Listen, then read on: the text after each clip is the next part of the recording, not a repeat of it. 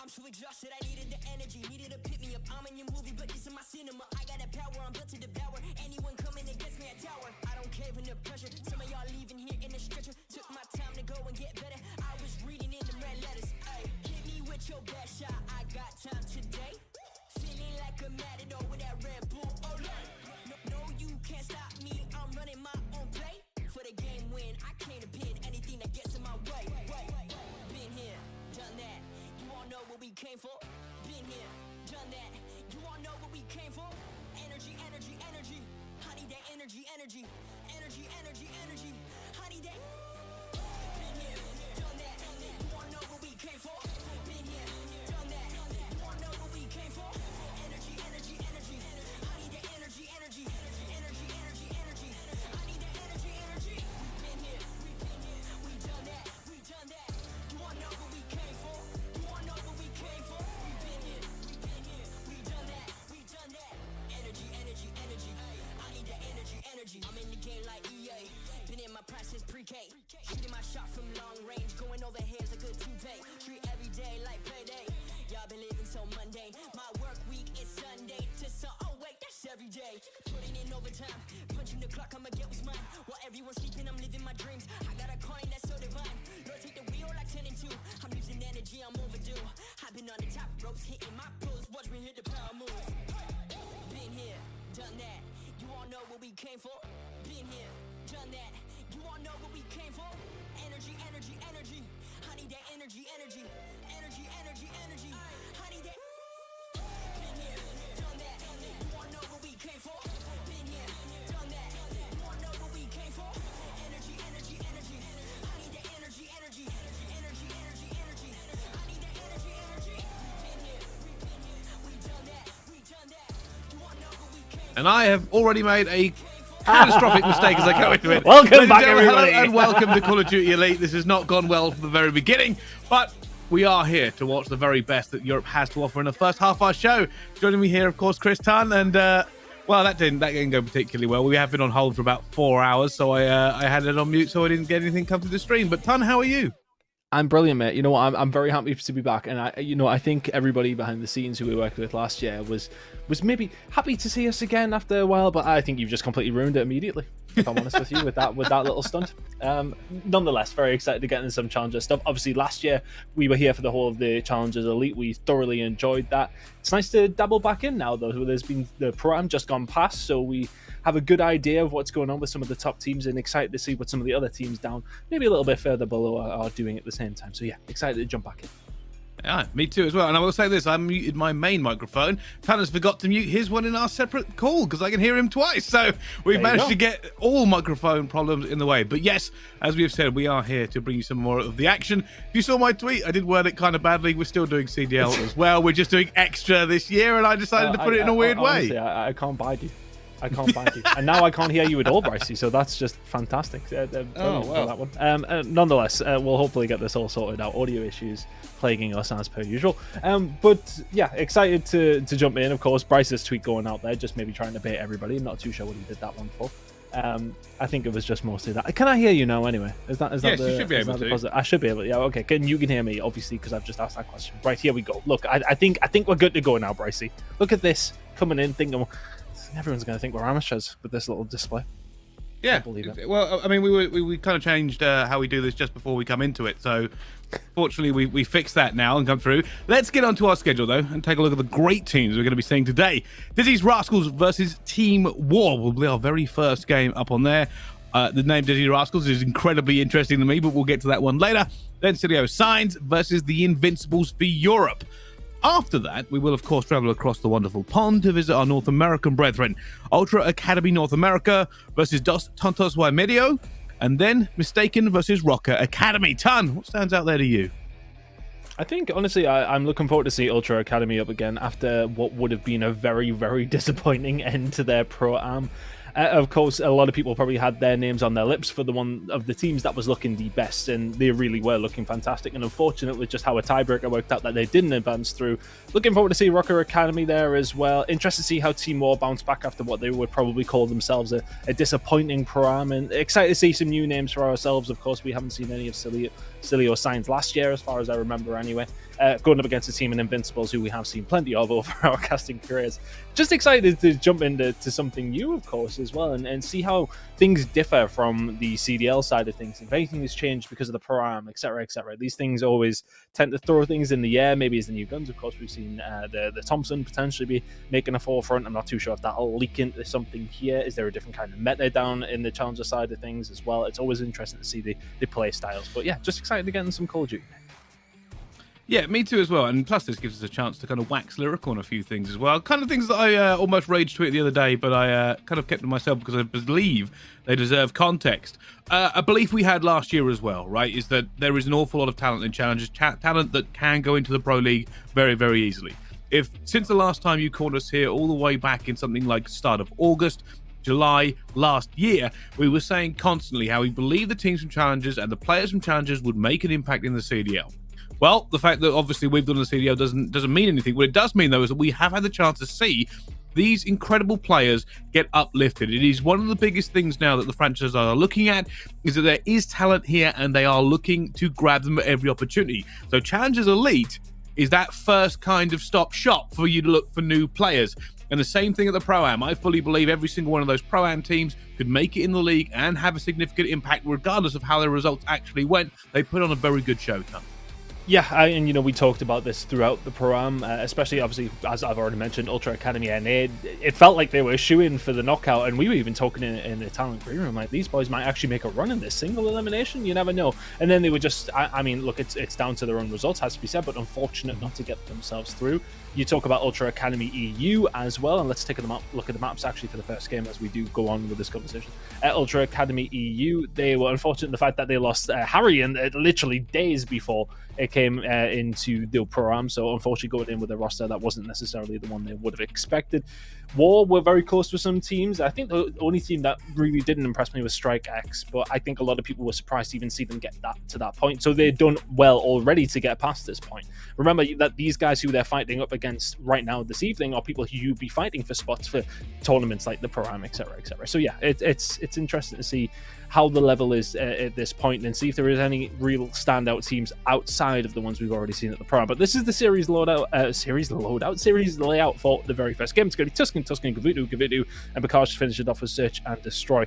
Surprised not to see more Berlin, to be honest with you, especially with how popular we've seen Berlin was at the weekend just gone when it does come down to control and then usually into hardpoint. So Tuscan, Gavutu, Bakaj is what we have coming up, of course, maps 4 and 5 if we do need them. But excited to get into some Tuscan, and I'm interested to see how these two teams are going to play it out.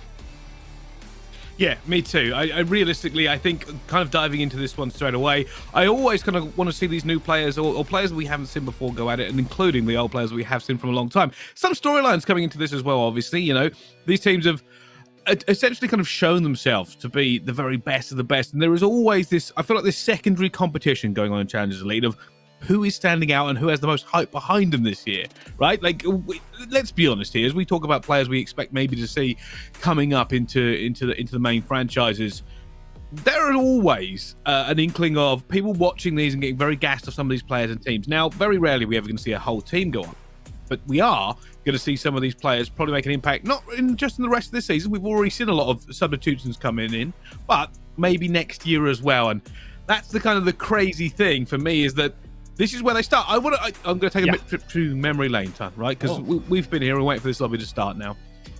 There are players that myself and you have seen all the way back in something like 2018, 2019 that we've called out in open brackets. One of them, I think the greatest one that we can point to is Awakening, right? We had no idea who he was going into that tournament. Never heard of him. Never seen him. I mean, and I think where we first saw him was that he beat was it Mind Freak way back in the day? Yeah. And we're like, how has this team done it? I can't remember what the team was called, but I remember watching it and thinking, wow. I mean, I think they were like top 60 seed as well. It's not like they'd even perform well online before they got to that stage. And then just see Awakening absolutely smoke a team that was there and dominating the whole Challengers scene at that stage was mind-blowing. And you see players like that kind of come out the woodwork. I would say on this level is maybe not necessarily the same. I would say that these guys are like relatively well established for the most part, I would say. And a lot of people, the pros included, do know about them.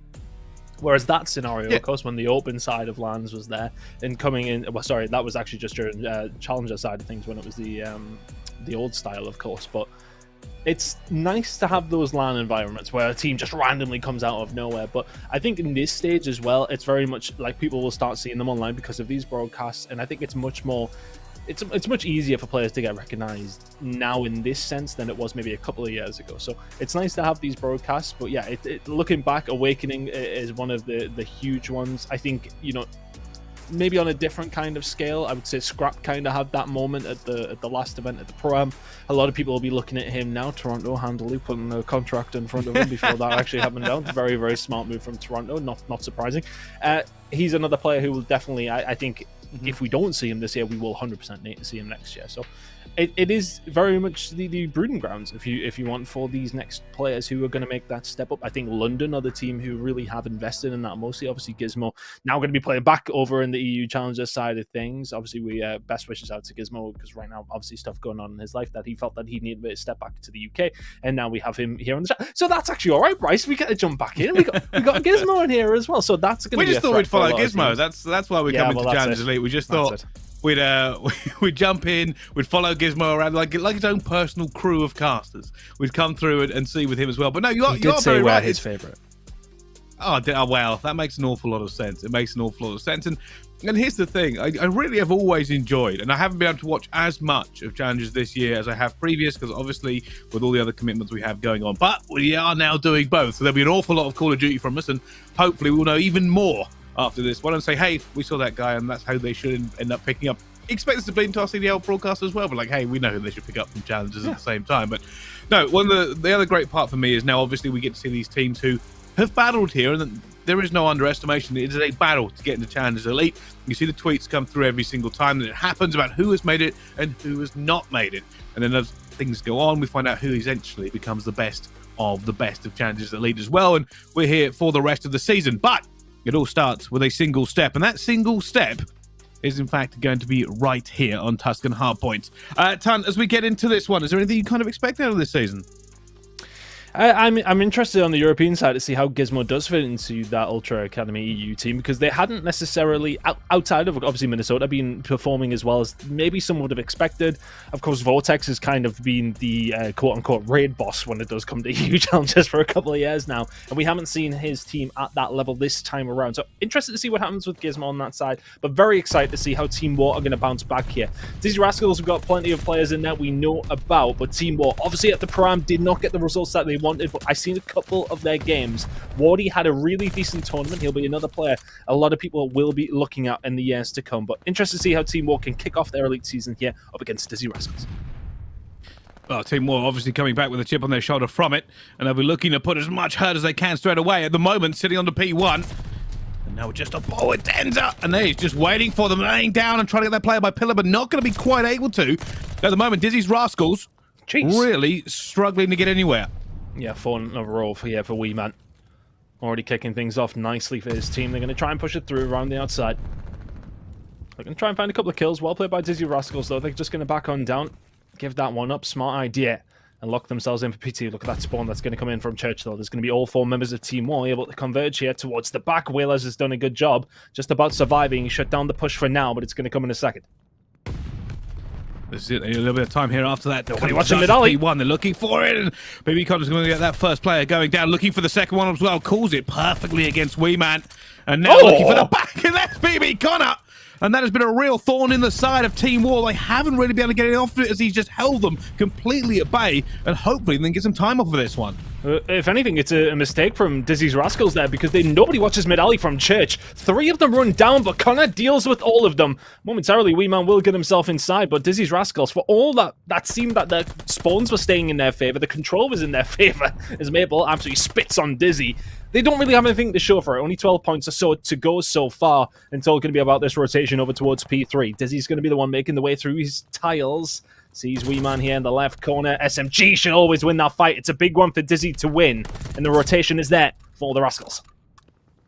Well, they've got this at the moment. And quick shout out to our observers, Kate Carroll and Ryan Bell. We'll be keeping an eye on this match for us the entire way through. But at the moment, as this comes down to the slugfest that has become Tuscan P3, the team actually able to get an awful lot of time on it, Ton.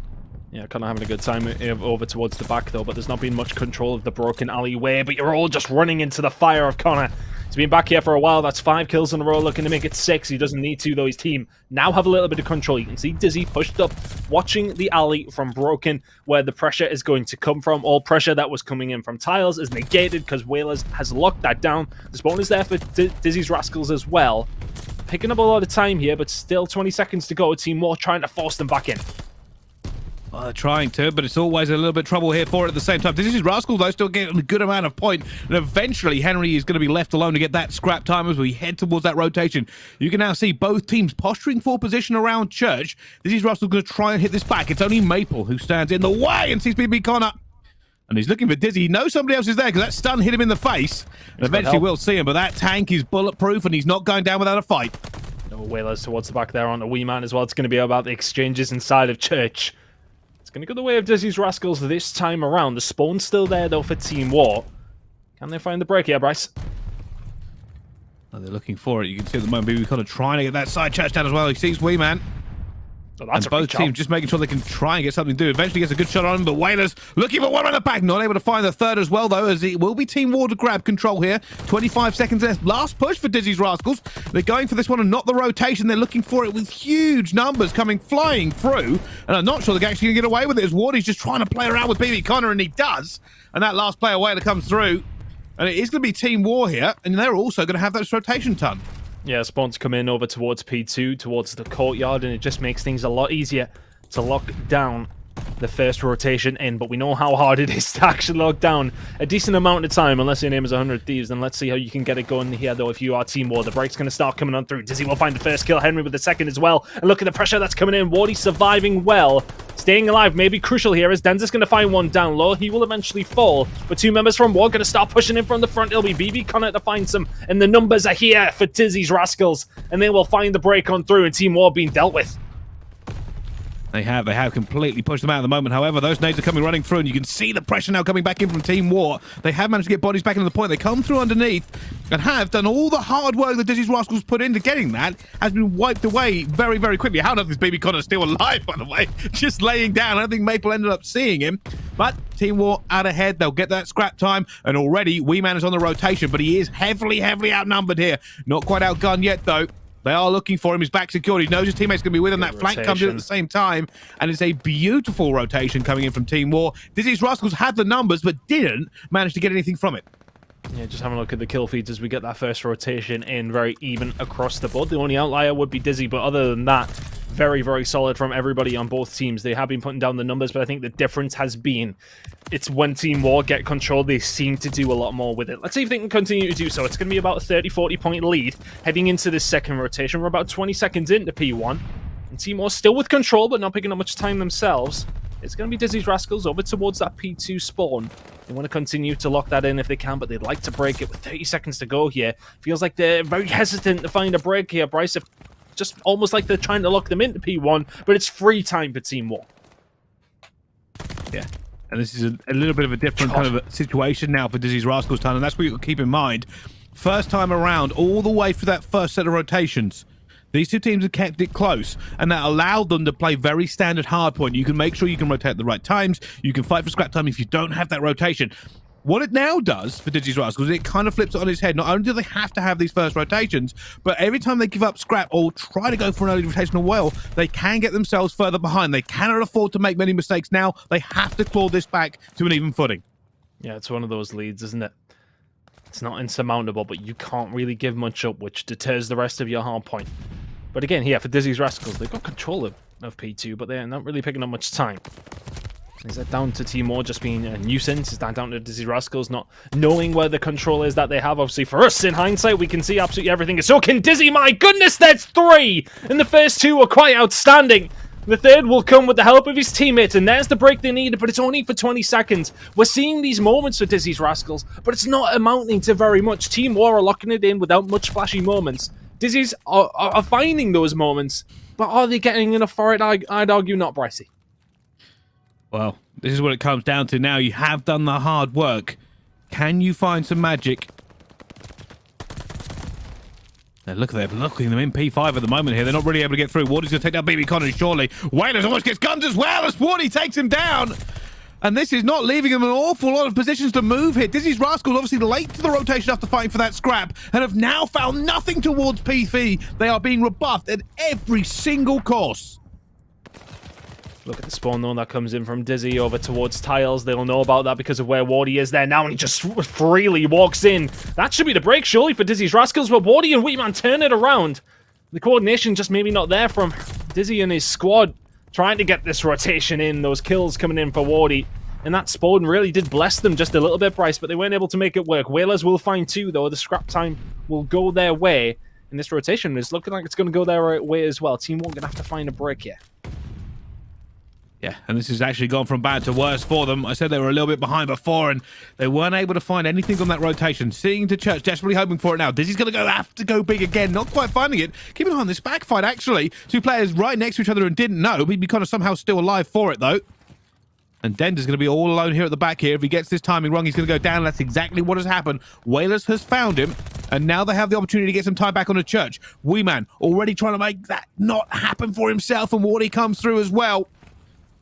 And Woody's all alone here. This is a little bit of a hero play because nobody's going to be able to trade him out at the moment here. He's looking for the players desperately in and around Church, and eventually will go down. A little bit of time has had now as Maple has come in, but Dizzy's Rascals are just not able to get anything clean, Ton.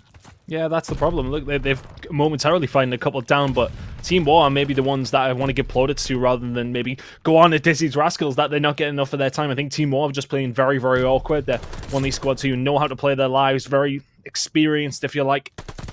And they're doing a really good job at it. Denzer is absolutely beaming as well. Connor's going to fall. That's momentarily 3 dead. Rotation Team War once again. Their hard point has not necessarily been on point, but it's been much better than Dizzy's Rascals at the moment. Still not insurmountable for Whalers and Co. It's not a good spot to be in. Well, we man just trying to hold down this P5 down. This could be the final nail in the coffin because they are not getting anywhere close. Team War are refusing to let Dizzy's Rascals come even close to this one. Henry desperately going to try and push through fire, but he's got backup for him as well. Dizzy eventually gets that first hit. Maple, though, getting two himself. Huge.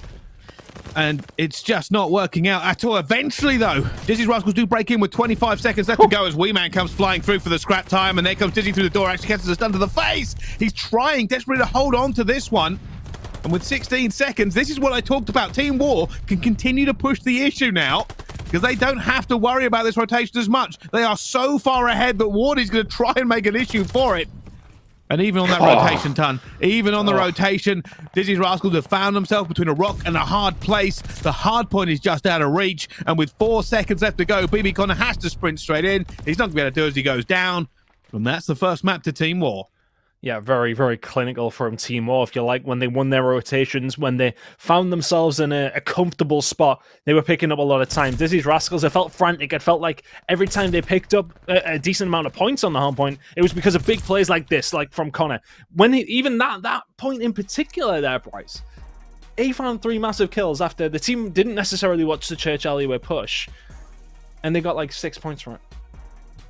Yeah, and that was kind of the story. Actually. Yeah, you're right. That was kind of the story from the whole game from them. So I think, when it's coming to these rotations, they're kind of 50-50 with Team War in a sense. But when they are winning them, they're not locking it down. They don't seem to be able to set up as quickly as Team War. They don't seem to be understanding exactly where the best pushes are coming from the other side. And props to Team War, though, when they did lock it in, they really did lock it in, and they were getting a good chunk of time. So if you were to look at the kill feed and the scoreboard towards the end, it was relatively even, but obviously it just comes down to those big numbers that were able to be put up, and no more so than Team War on the first hill. What was it, like 45 seconds or something, completely uncontested? And then from there, Dizzy's Rascals have got a mountain to climb immediately. Yeah, and Whistling's a big place, by the way, coming through from BB Connor, but this is entirely the issue. Huge streaks of kills coming through for that team. Very little time to actually show for it in the end. Even here, as we keep going through rotations, pretty close all the way through until we got back to P1, and that's where it just went disastrous. They couldn't really get anything going for them, and even though the slaying wasn't too far off at each side, you can tell it was fundamentals for Team War, right? They were there earlier most of the time, and when they needed a break, they did. And again, as I said on the kill feed, it's only Maple that hits the 30. Other than that, yeah, okay, it's very, very slightly over towards Team War, but not really to write too much about. I would say, well, it's definitely over towards Team War by what, 7 or 8 or something like that, but not a 100-point difference that we would usually talk about when it does come down to kills to death. Very, very much a good, impressive performance from War there. When it comes down those rotations, when it comes down to locking down those hills, they did a great job at doing so, and will take a lead here in the series. Search and Destroy going to be coming up next as well. And now I wonder what the mood is in the camp for them actually after the program, because I think they will be disappointed with how it went. I caught a few of their games because we were casting some of them, and there was 4 games to watch. I mean, it was an absolute bonanza of games, wasn't it? Nonetheless, I got to see a couple of them, especially the one with London, I think if I remember correctly, was relatively close on some maps, but kind of the same story as Ultra AU. Like, you've seen some close maps, but just no scar. Like, didn't have that final killer instinct that they would have liked that time around against some teams that you would say is going to be a very hard game. You would always say, even with London making that change late on, that's always going to be a difficult game.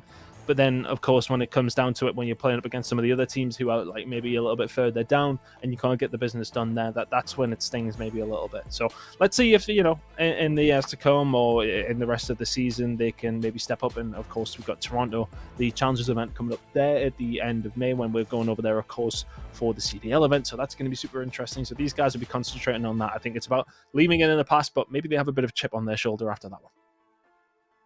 Yeah, and tell you something now, we can talk about this at length, right? Because obviously we first of all, we no longer have a podcast, so we can't talk about this at length, but we do have an opportunity now to talk about these teams in length. And I want to say this about Team War. I thought they had a really good showing at the Pro-Am, right? Don't get me wrong, right? They didn't get out of their group. Absolutely. They didn't get out of the group. But there is nothing more convincing to me than watching a team play and see how they interact with the pro teams that we've been watching all season long. And Team War matched up very, very well. I also, and I don't know if people have missed this one, and maybe I might be wrong here. I did double check before we came live. Team War, by the way, do you know the teams they lost to?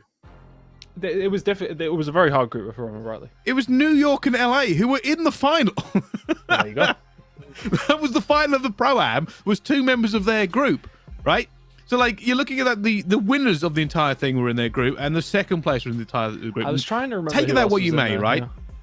Yeah. And obviously, yeah, you had London in there as well. Like, we're talking about a very, very big achievement for these teams, not to just make it to the Pro-Am, which is something spectacular in itself, to be put basically the representatives for the entire of challenges to go up against the pro players and all their infrastructure and everything they've been playing all year long.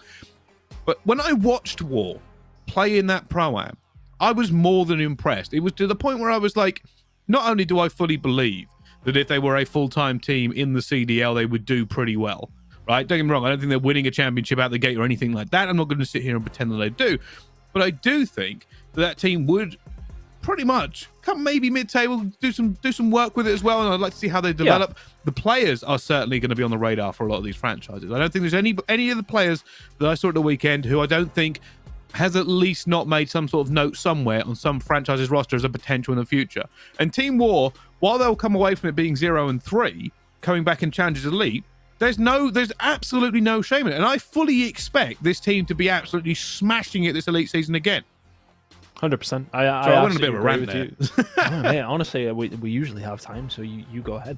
When it comes down to it, though, I think I agree with you. I completely forgot who else was in their group. Of course, if you're going up against LA and New York, who were really on fire at that event, obviously, with the fact that New York won it, which kind of gone past everybody's head, mine included. I would say, you would look at it, and as I said, it's kind of those bubble teams who are kind of on the edge of things for the CDL is who I see these Challengers teams going up against mostly. I'm thinking like Paris, teams like that, and that's no disrespect to Paris, of course, but at the same time, we all know that they are kind of down there for the most part when it does come down to CDL. All these Challenger teams would be looking like a team like Paris and saying to themselves, right, let's go out there and prove that we can be a team like this. That's when the questions then start to get asked by, and sorry to dig a bit deep, but Ogoners, they'll be going, right, okay, well, how are we losing to Challengers teams? What's going on here? Who are these guys? That's the point where you're making that impression. Unfortunately for Team War, they had a very, very difficult group. So in that scenario, maybe it's hard to then transpire that your quality when you are going up against opposition who you probably wouldn't likely go on to be able to beat. However, there's other opportunities maybe further down the line. Let's see if they can take some of those opportunities. Some of these players have been around for a long time. Have they had their opportunity already? That's what a lot of people will sort of be saying. They'll definitely be wanting another one either way, however it goes. Team War now up 1-0. We're heading into Search and Destroy on Tuscan now. I've got bad memories of casting Deads on this. Well, or not casting him on this, if anything. Yes, yeah. We'll maybe just leave that one for the ether. Well, let's find out how they kind of break this one down already. You can see a bit of a P5 push coming through. Pretty usual to have somebody watch this. We'll be dizzy. Maybe a double chow coming through this door. Actually, decides to back up. I think somebody is there. He's going to see it through the wall, but Denta's got it better. And Denta opens up P5, but there is a second player here. Baby Connor looking to see if anybody pushes now, and that's going to be relayed to the rest of Dizzy's Rascals. And that name is definitely going to trip me up during this broadcast. Just keep thinking of puns. Oh, Henry's always going to check it at the complete wrong time. I tell you, he had the snapper, but not quite good enough. Denzer and Co now making their move over towards the A bomb site. This one will go down. It's a hard retake for Whalers and BB Connor. And they're going to fall there as well after a trade comes through. Maple does drop. Now 1 versus 3 for Whalers. There's some way back into this one for Whalers. See, already going for that long. He thinks maybe somebody might be up fire. It's a good place to check first. And he's looking for a wee man, though. Just has the angle and takes him straight down. It's an easy first win for Team War. Nicely done. That opening pick comes through, and then they just work their way around as soon as that second kill comes on through. Very, very crucial for both teams. Just the rotation in. Bomb down. Job done. Now, can the same be said for Dizzy's Rascals on the other side? See if they can get their attack underway.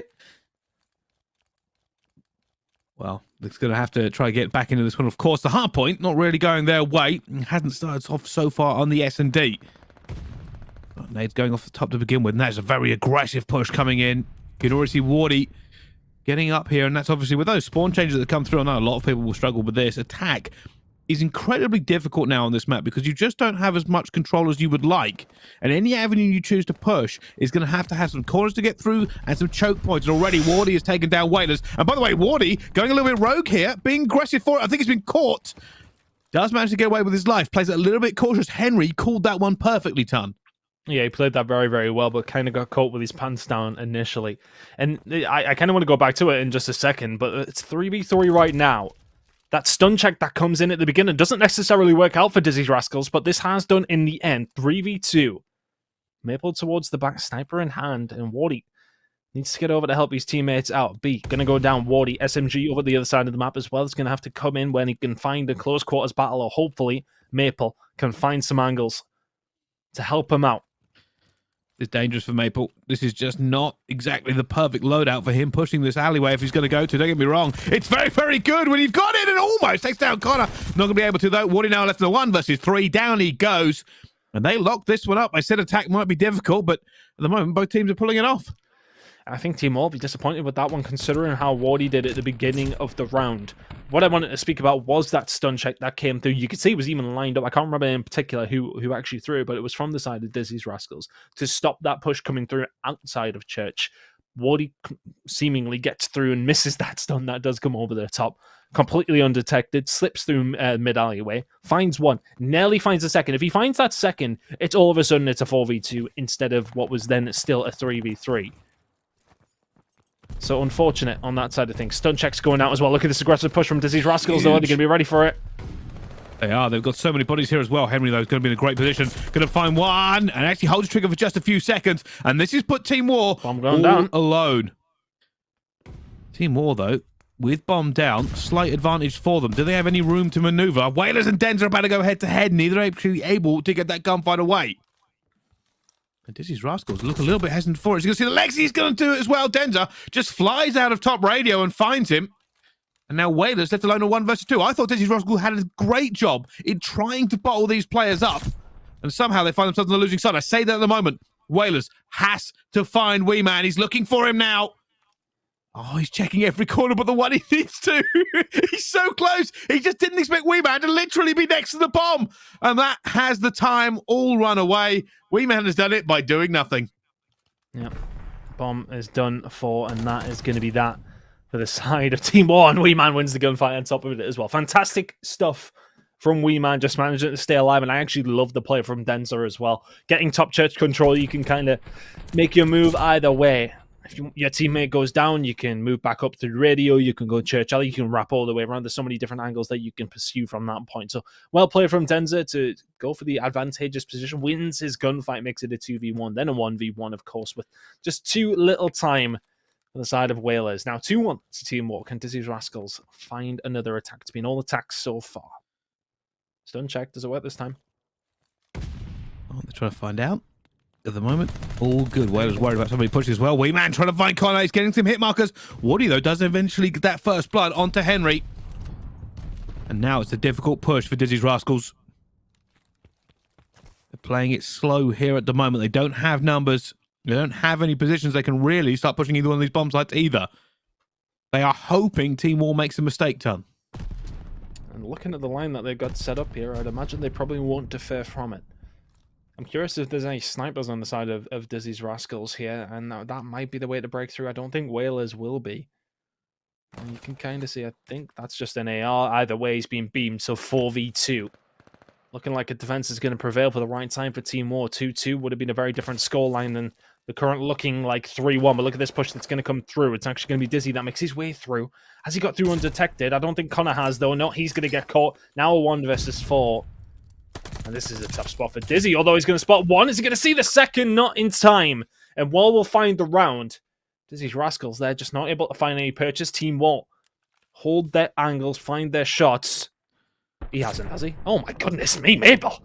Must have been a little bit weak. Just took him off by the knee there and eventually going down. But they are opening up a little bit of a lead here, Team Wall. You're right. And we'll see whether or not Dizzy's can do anything here on the defense. We're looking to try to bottle this in. But 3-2 is a lot better than 4-1.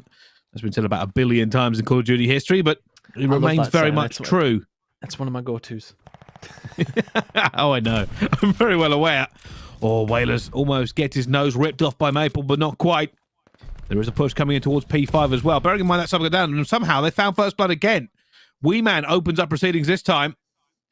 And that means there's an awful lot here for Dizzy to do. Huge stack coming in P5. Oh, God. He's looking for it at the same time. Puts a little shots down. Has to back off as well. Reinforcements are going to be coming in. It's Whalers. And they're going to just sprint right past him and eventually gets the challenge through. And that's about as annoying a gunfight you can possibly have. And it leaves it all on Henry. Yep, gets his aim kind of dragged across the door. And all of a sudden, Henry left all alone. Timor showing their dominance here. Pretty comfortable in map number 1. It's been very comfortable in map number 2. Wardy just holding the angle. He's got to push from one way or the other, and there you go. Job done. 4-1. Very comfortable for Team All this. Honestly, those first bloods are just helping, and thankfully that stat is now fixed on the scoreboard. So we can see it towards the end, which way that is actually going. Always confused me when he first jumped in. I think as well, there's been 15 first bloods in 6 rounds. Very impressive. But as we go through it, Henry almost ends up catching it. Well, BB Connor does. BB Connor finds 2 straight away. And now, on defense, realistically, this is a very difficult decision to go through as Henry gets another one at the same time. Wee Man does get the trade, but still leaves him in a 1v3. This will be a 1v4 if he can do something about it. Problem is, bomb should go down towards 8. And once it goes down, you got to watch Fire, you got to watch you got to watch for anyone flanking Church. And not to mention mid-map as well. Wee Man has to find some of these players to narrow down the odds. I think it's going to be about clearing that broken. Is it first? Is that the first port of call? Nobody watching the back. So many different areas he's got to get rid of here to make this possible. Next kill needs to come very, very quickly if he wants this. This doesn't have the time. No. Just doesn't have the time done. Like, He didn't see he just saw Whalers as well. There you go. 15 seconds Oh, he to might go. stay alive for streaks. Oh, actually, yeah, that's completely Rotherman. Actually, I didn't even realize. There you go, 5 in a row, and I'd imagine that Wee Man is going to want to keep this one rolling. Another important on this map. Both bomb sites right out in the open. Now, if you're Dizzy's Rascals, do you want to hunt them down, or do you want to potentially feed them something? I think the former is maybe the plan. Is then the round is going to go to Dizzy's Rascals, but for Wee Man, staying alive there was crucial. Not too far off those streaks.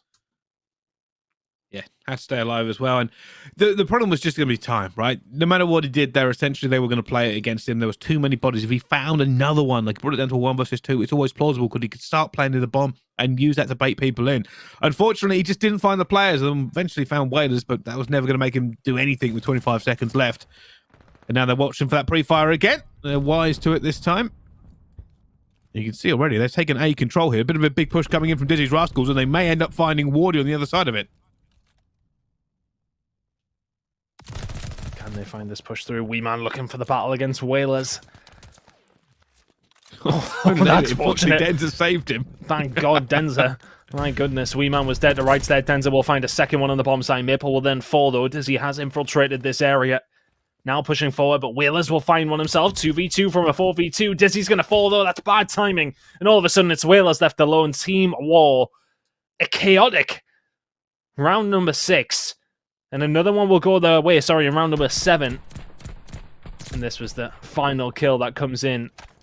And that's Wee Man. I think he finds at least one in that round, so that may well be streaks or very, very close to it. Well, we'll have to see. Close. We will have to see if there's any way back for Dizzy's Rascals as well. They have a mountain to climb here. That first little mountain step was going to be here right on the S&D and almost goes down. And you can see now Henry has managed to make his way into mid-map a little bit. This could be crucial if he can find a kill for it as well. But I think, what he knows! Oh my God! What he just get down! And everything exploded. Henry gets the first blood as well. And now he takes down Denza at the same time. Eventually traded out by Maple. With Team War on the back foot. That's Wee Man dead. What on earth happened? Honestly, the truck, I'm not sure. I'm really not sure. Maple's going to try something here. He's going to be able to find one as well. If he can find the second, this will be absolutely huge. Very much expecting the push to come on through there. Is he going to get through? Yes, he is, but he's going to get tagged up. Challenger with a pistol. My goodness me, what's going on, Maple? He's absolutely cracked. Just challenging that. He hasn't even got his health back at the same time, but he will eventually be taken down by Dizzy. It was always going to be a difficult chow. Eventually, he's going to get another one back on a Dizzy's Rascals. Honestly, I wonder if they can get back. That kind of felt to me like Mabel was going to do that. I don't know what it was. It was kind of the pistol chal. Give me shades of Sally on the other weekend. Do you remember that one? I think it was in a 1v3 and he's like flying around corners with his pistol still. Guys, no, I remember it very well. I'll tell you something. We're going to see whether or not this ends right here, or does Rascals hold their defense and continue to try and hold out on this S&D. And BB Connor gets a few bullets, but so does his teammate there. I'm not exactly sure who he shot more. Oh, well, there you go, Connor, because that's just connected with a fantastic nade from Maple. Slightly weak beforehand, and now all of a sudden, Weeman trying to control the mid-map with this push that's going to come in from Broken here as well. Henry maybe anticipated the push that he was going to try and find all the way through, and he hasn't checked these corners, and Maple will find him to 4v2. Henry had almost fantastic timing. If he'd got round there, he might have done something, but Dead is now going to come against Whalers. When Weeman trades against him and goes for the pistol challenges. Thank you very much. Let's end this round right here and right now. Didn't need a challenge that, by the way. Had the first one. Probably knew that one was a little bit weak, but it had the advantage in numbers. Team War, though, have an even better number advantage, and that number is 2-0 in terms of this series. And I'll tell you something, that was a 10-2 I saw there at the final kill feed. Yeah, a really good performance from Weeman, of course, in one of the rounds not dying that they lost. But other than that, every round that he did die, they went on to lose. Fantastic performance. And he would usually be playing up top Church, top Broken, so it's about those AR battles predominantly going up against Whalers. This time around, he very much gets the better of his French compatriot, if you like. But honestly, it just felt like, and I'd be really interested to see the scoreboard at the end, that Team War, those first bloods were, I don't want to say maybe, well, possibly dominant, if I'm honest with you. I think that's probably the word I would use. They found a lot of them, and that does make your job just that little bit easier. There's a couple of potential clutches that won the cards for both teams, but most of the time they go Team War's way. No idea how Henry survived that. Not a clue. Yeah, that was kind of crazy, that one as well. But there you can see, yes, Weeman, it was 10-2 right at the end there, Ton, and that pays out for them. Mate. They get a huge kind of advantage now going into the control. Yeah, 7-2 on the first bloods for Team Warner. Tells the story, doesn't it? 6-3 in rounds. It's only one round that Disease Rascals were able to overcome that deficit. And all of a sudden, as you say, Team War 2 to the good there now, and looking pretty comfortable in this series. I'd imagine we'll be able to dot around if they keep going like this, because Team War on an absolute rampage. Weeman with a hellish game, as we already pointed out, 10-2 from him. Only one first blood, surprising actually, when he does play up in that top Broken area. That's one of those spots that is quite synonymous with finding those first kills up top. Churchill, opposite, obviously, etc. But everybody chipping in with those first bloods, helping out Team War. They're 6-3. Yeah, and I suppose that's what we kind of expected coming into this, right? Like, we knew Team War were the favourites, at least, coming in, and you don't make it to the Pro-Am without being the favourites moving forward as well. But I got to say, it did seem like they just had the advantage, essentially, in almost every single round time, right? Like, there wasn't an awful lot of clutches going through, and those first bloods just told the entire story. Yeah, completely. And you can't let that happen, especially when it comes down to Tuscan. It's one of those that can be a little bit more slow moving. So if you're on the defensive side especially, and you find that first pick, then you can just kind of sit back and wait, because you find that first kill. So that automatically, or usually, would give you a little bit more map control. You find that kill, you can push forward, you can cut off some lanes, because there's not as many people there, of course. If you're finding that many first bloods, you're going to struggle to lose, if I'm honest with you, when it does come down to Tuscan. So good job from Team War. They'll get the job done. Interested to see how the control is going to go for them as well, though, because, well, so far this has been comfortable. It's been really comfortable from them. They'll be looking to start off their elite season in this way. Another map coming up very, very shortly. Intrigued to see what Dizzy's Rascals are going to do, though. Again, it kind of felt similar to the hard point in that there were some fleeting moments, but just not really enough to get some numbers, the important numbers on the board there, Bryson. They're going to now have a Gav to go into to stay in the series up against a Team War team who, for the most part, on the AR department, have looked stronger as well. So it's going to be a difficult one, I would say. Yeah, I think so. I think for me as well now, though, that they'd have to show something phenomenal, Disease Rascals, realistically, right? If we're being honest, coming into it, Team War have just looked like the better team in every aspect, right? They look like they have more control when it was in the hard point. They seem pretty clean with their rotations and breaking hills more easily than I would say that we saw anything from Dizzy's Rascals come through. And in the S&D, they were clearly the better S&D team. They kind of spoke for themselves, just in the matter of things like the first bloods and the positions they were getting them in. They make sure when they got them, they convert those rounds. And that, to me, screams fundamentals and fundamentally better than Dizzy's Rascals. Yeah, absolutely. Gav going to be coming up shortly. And again, when it does come down to those AR battles, it's really been the side of Team One that has been winning it. So I'd imagine they are going to go in that direction. But we'll be keeping an eye out on what's happening in the other games as well. We have another game coming up after this, and of course the North American show later on tonight. Late one for us, Brycey. Late one for us. Not for you necessarily. You know, you are a creature of the night, if anything. Yeah, basically a vampire nowadays, honestly. That's why I keep getting more and more pale. Because actually I've gone over to the undead side of it. Yeah, you've got the degenerate sleeping schedule, and you quite often I would say American sleeping schedule is the way I like to phrase that. Thank you. Degenerate, yes. Yeah. Well, that's what turns out the right sleeping schedule for this. Yep, 30 years old, everybody. All right. I didn't realize we were just throwing out shade like this straight into our broadcast. All right. Don't worry about it. The fact that somebody, I won't mention who, has asked off time for golf, by the way. Like, just sit there and call each other old. I haven't asked for time off. Let's get it right, okay? Okay. God, you want to do you want to delve into this now? Is this what you're trying to do? I mean, if you want to start, I'll start. All right. I know you will. I'll just end it. Wait, can we talk about the tweet beforehand? What inspired it? What tweet? What do you mean, what tweet? What tweet? I just told people I was casting challenges.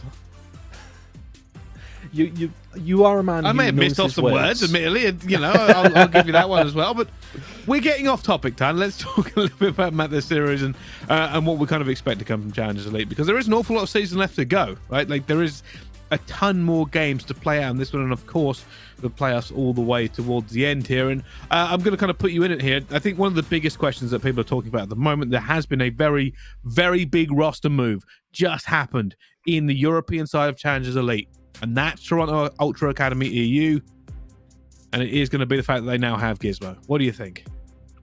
I think it's a major coup for the side of Toronto Academy EU. I momentarily had a look just before the broadcast came on, and it looks like it's a loan side of things for Gizmo. So London really want to keep a hold of their property, and rightfully so, especially with the way that Gizmo started things off. And that is going to, honestly, it's the kind of roster move that makes Toronto Ultra EU the team to beat for me. Absolutely no, and that's absolutely no disrespect towards Harry either, because that guy's a beast.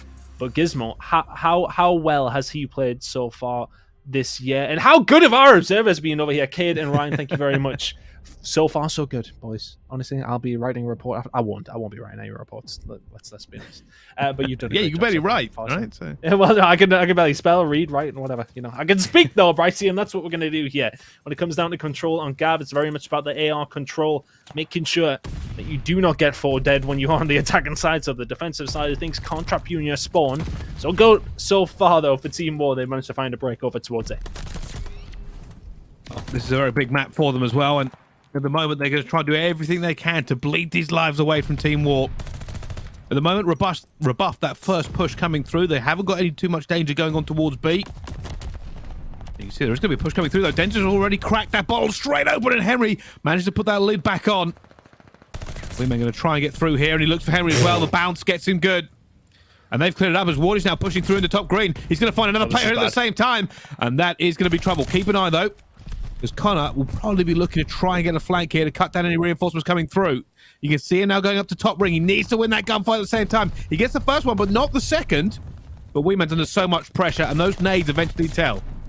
Yeah, they have done, but after all of that, it's still P1 control for Team War. We talk about how important it is time and time again, and because they have that control, these Rascals can actually do very little here, apart from just push out the spawn, throw the grenades, and hopefully it works out. How has Denzer won that one in a second from Denzer? It's 4 in a row from him, it's 5 in a row from Wardy. Weeman was on a spree as well.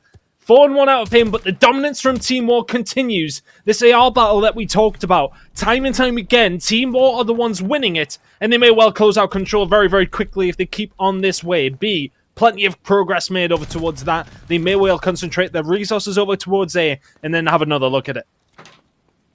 Well, you can see at the moment, it is a bit of a struggle for Dizzy's Rascals. They're trying to regain here. B is locked in at the moment. They're slowly but surely making their way towards A. They cut this down at the same time. 2 ticks on both. With only 40 seconds left, time, there is an opportunity for them to win this. 5 lives down eventually, but that's going to be a huge kill already. Maple taking down Henry. And realistically now, Team War want to get into A, but they have been locked off. This is not dominance. This is now a fight for survival. BB Connor locks off another kill here on the boat. And with 4 ticks down, but no point, they are floundering coming through. Mabel finds one. Weeman finds a second, and they find a third at the same time. And what looked like it could have been a shutout has now phoned against it. That will be a very quick capture if they can get this one done. Henry's actually going to fly out and try one more time to look for him. He finds Weeman as well and shuts him down. They need bodies in this one. You got to get in the They've point. almost thrown this one away. They've completely thrown it away. 6 seconds to go. They need to get somebody inside of there. Henry Cove already overextended. There's nobody inside the point. And how on earth have Dizzy's Rascals won that round?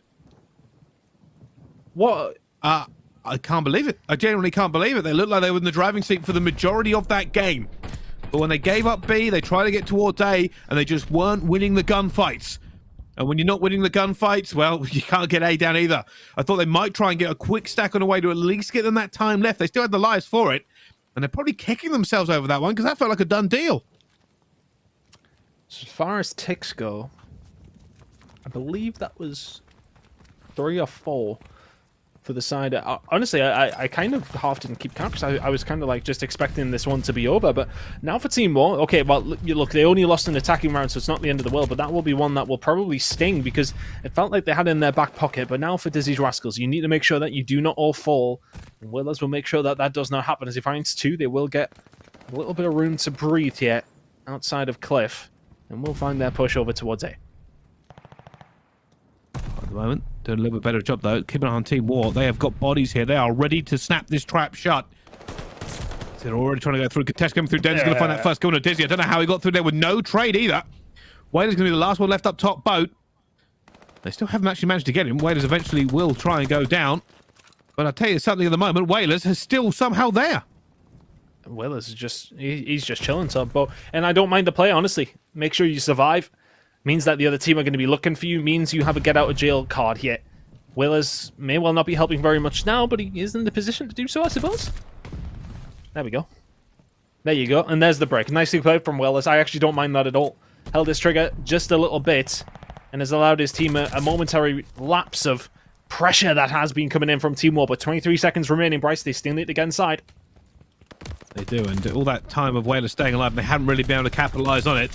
Whalers, though, is still alive himself and continuing to beams on a 6th streak now. They have to get in the way to make this count, especially since he doesn't have any ammo. He's got to make a push. Push with a pistol. You don't have anything else to do. You can't hold down the cut without a gun. Streaks, though. I think that's what he's going to be thinking about. Turn MP40 and then get shut down. Top green. So it There was takes his so time. much work that went into that. Yeah, you know what? He did a really good job, if I'm honest with you. I actually don't hate it, but still, the job needs to be done here for the side of Dizzy's Rascals. And anytime we get on board with Wardy, this man is just absolutely beaming. One more player inside of A is going to have to be dealt with. That will be Whalers. And he's still alive and kicking here. Should eventually fall. And there you go. Team Wall will eventually find the defensive round. I set it up. Whalers to then immediately die. He's got the gunny, but not quite enough. 1-1 now. Well, it's been a kind of a weird game of control so far. It looks like there's been big plays from both sides, but they haven't actually turned into attacks. So we'll have to find out if somebody can kind of break that deadlock. Normally, it's get into A, it's fine, we go towards B. There's a lot of back and forth. We see whether or not a team can break it. For this one, Team War almost broke B straight away and then failed to get A at all. And this is Rascals. They had Whalers on a streak, continuing to stay his life, and then none of the other team were able to get any kills. I didn't mind the play, though. The whole staying alive top boat, just... It stops for the fact that if Team War find three dead, which is obviously as many as they can get when Whalers is surviving, they can then push forward and then try and get the spawn trap going, but can't do that if Whalers is alive top boat. So I actually don't mind that play at all. But now for Team War, had what was, I would say, 95% successful attacking round. They just lacked that final 5% to get the job done. Gonna get a little bit of room over towards B here, wee man. This really is his playground, these long sight lines here with the automated. Shots into Whalers, not good enough. He gets the better of him this time, does the Frenchman. So concentration back over towards A for Team War.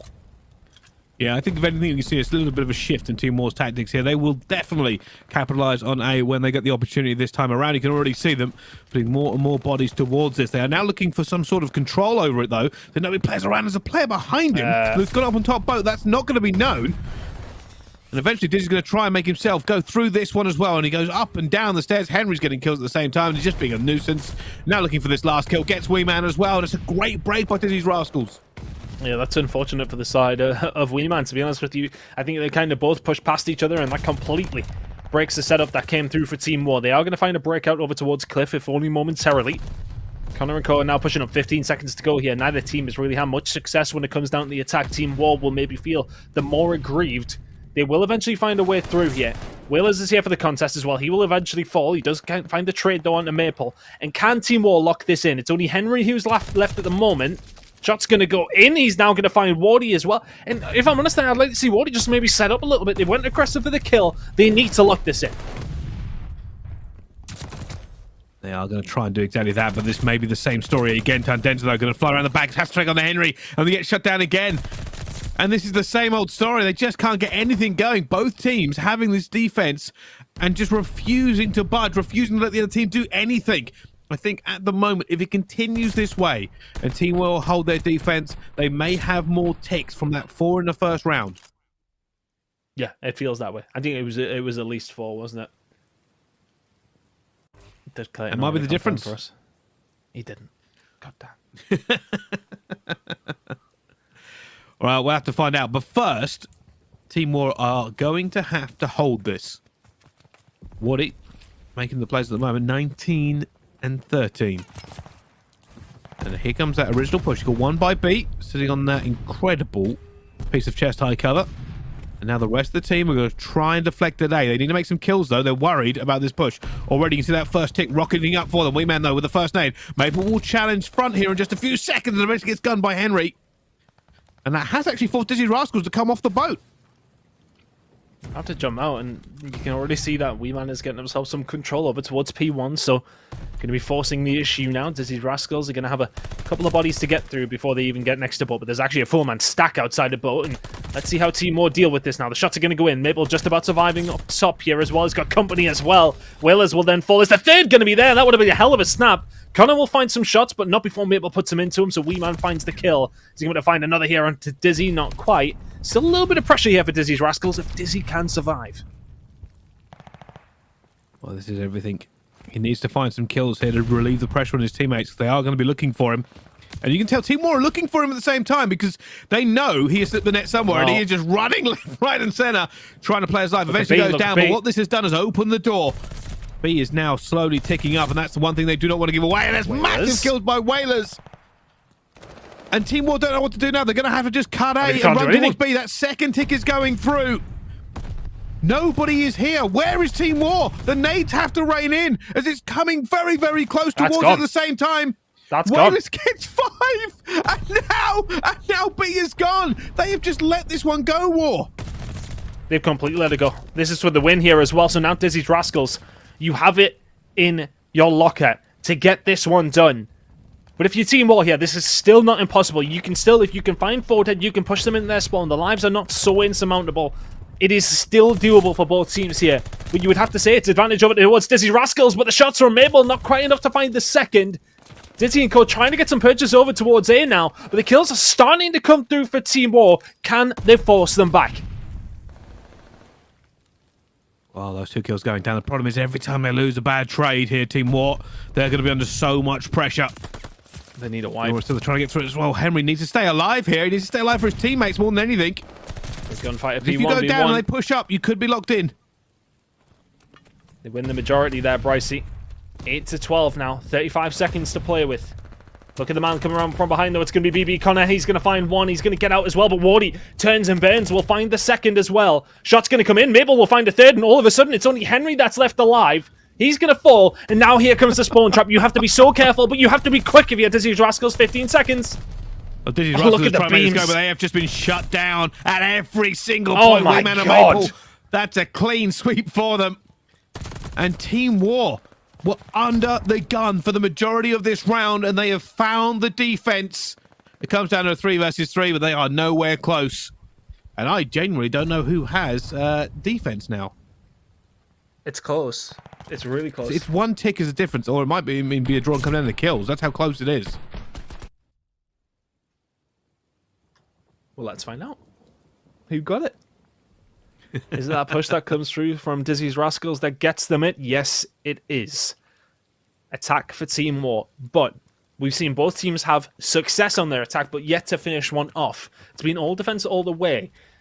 But it wouldn't put it out the realms of possibility for an attacking round to fall Team War's way here.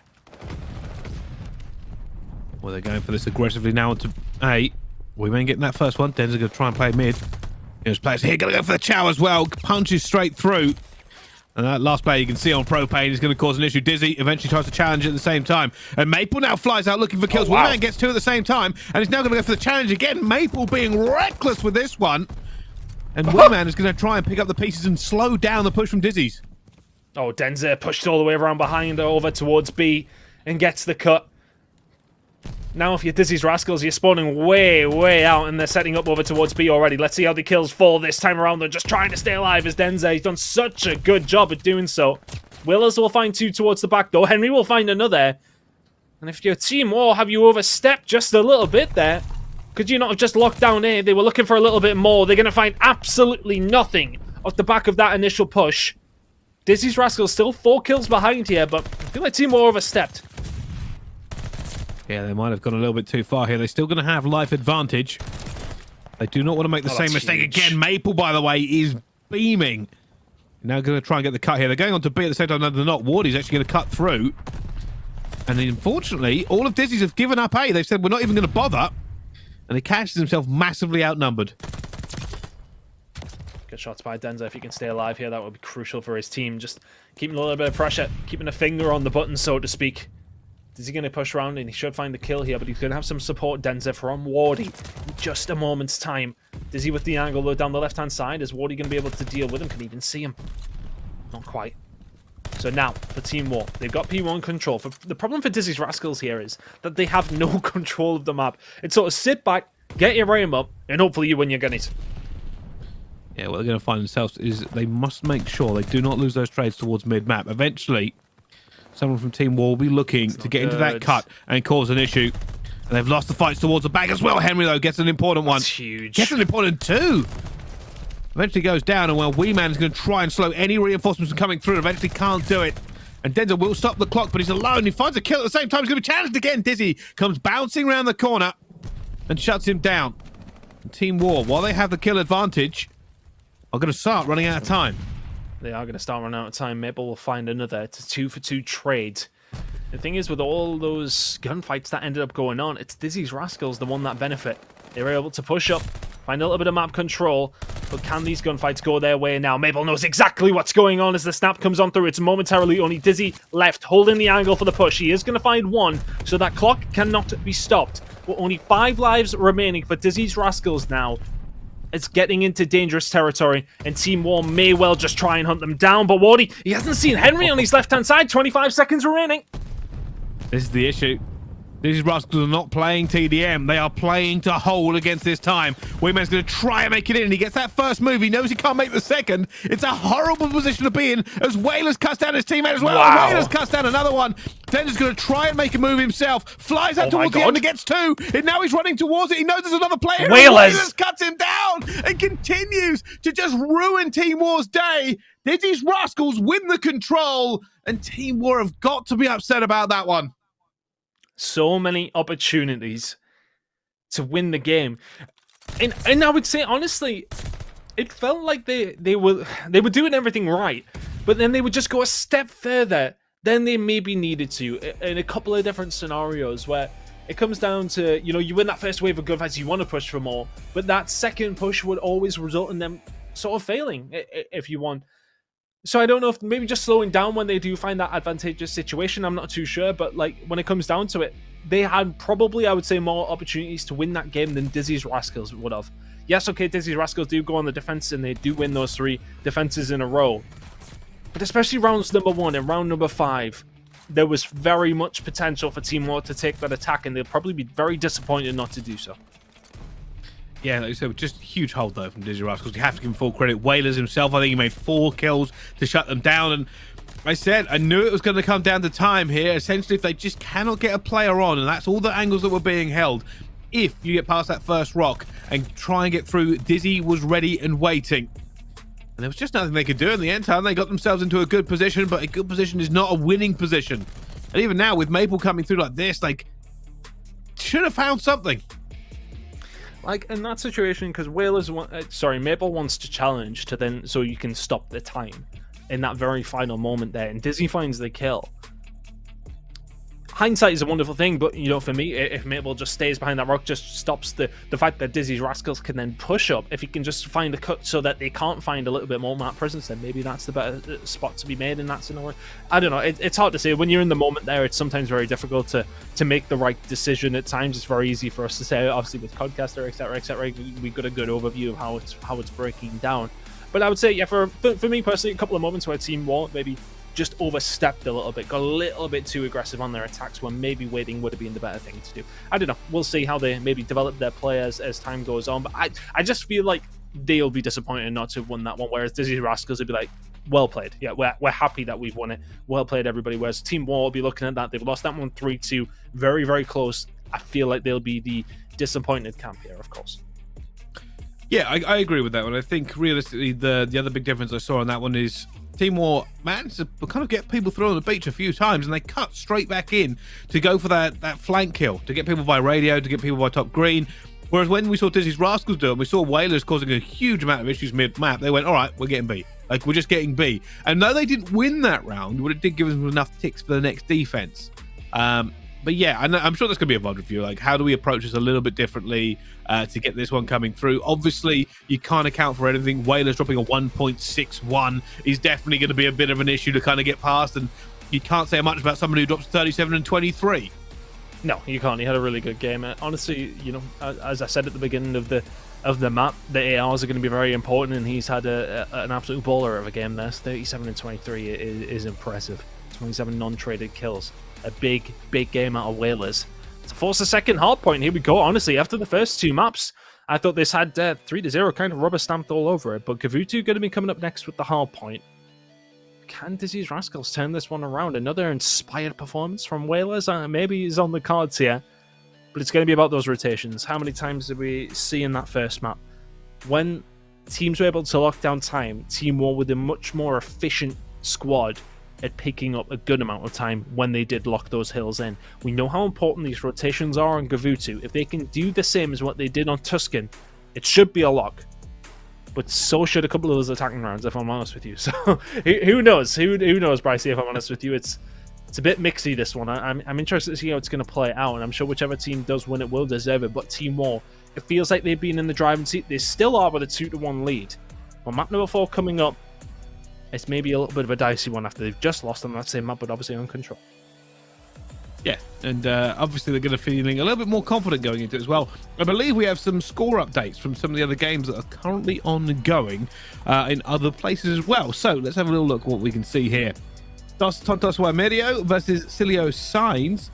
I believe the score currently is 1-1. Huge play there from Dos Tontos Medios. They won 250 to 84 in that first hard point, but then lost the S&D 6-4 ton. Yeah, very close game between those two, and looking over towards Toronto Academy EU, going up against Mistaken, losing the first map 250 to 241 actually.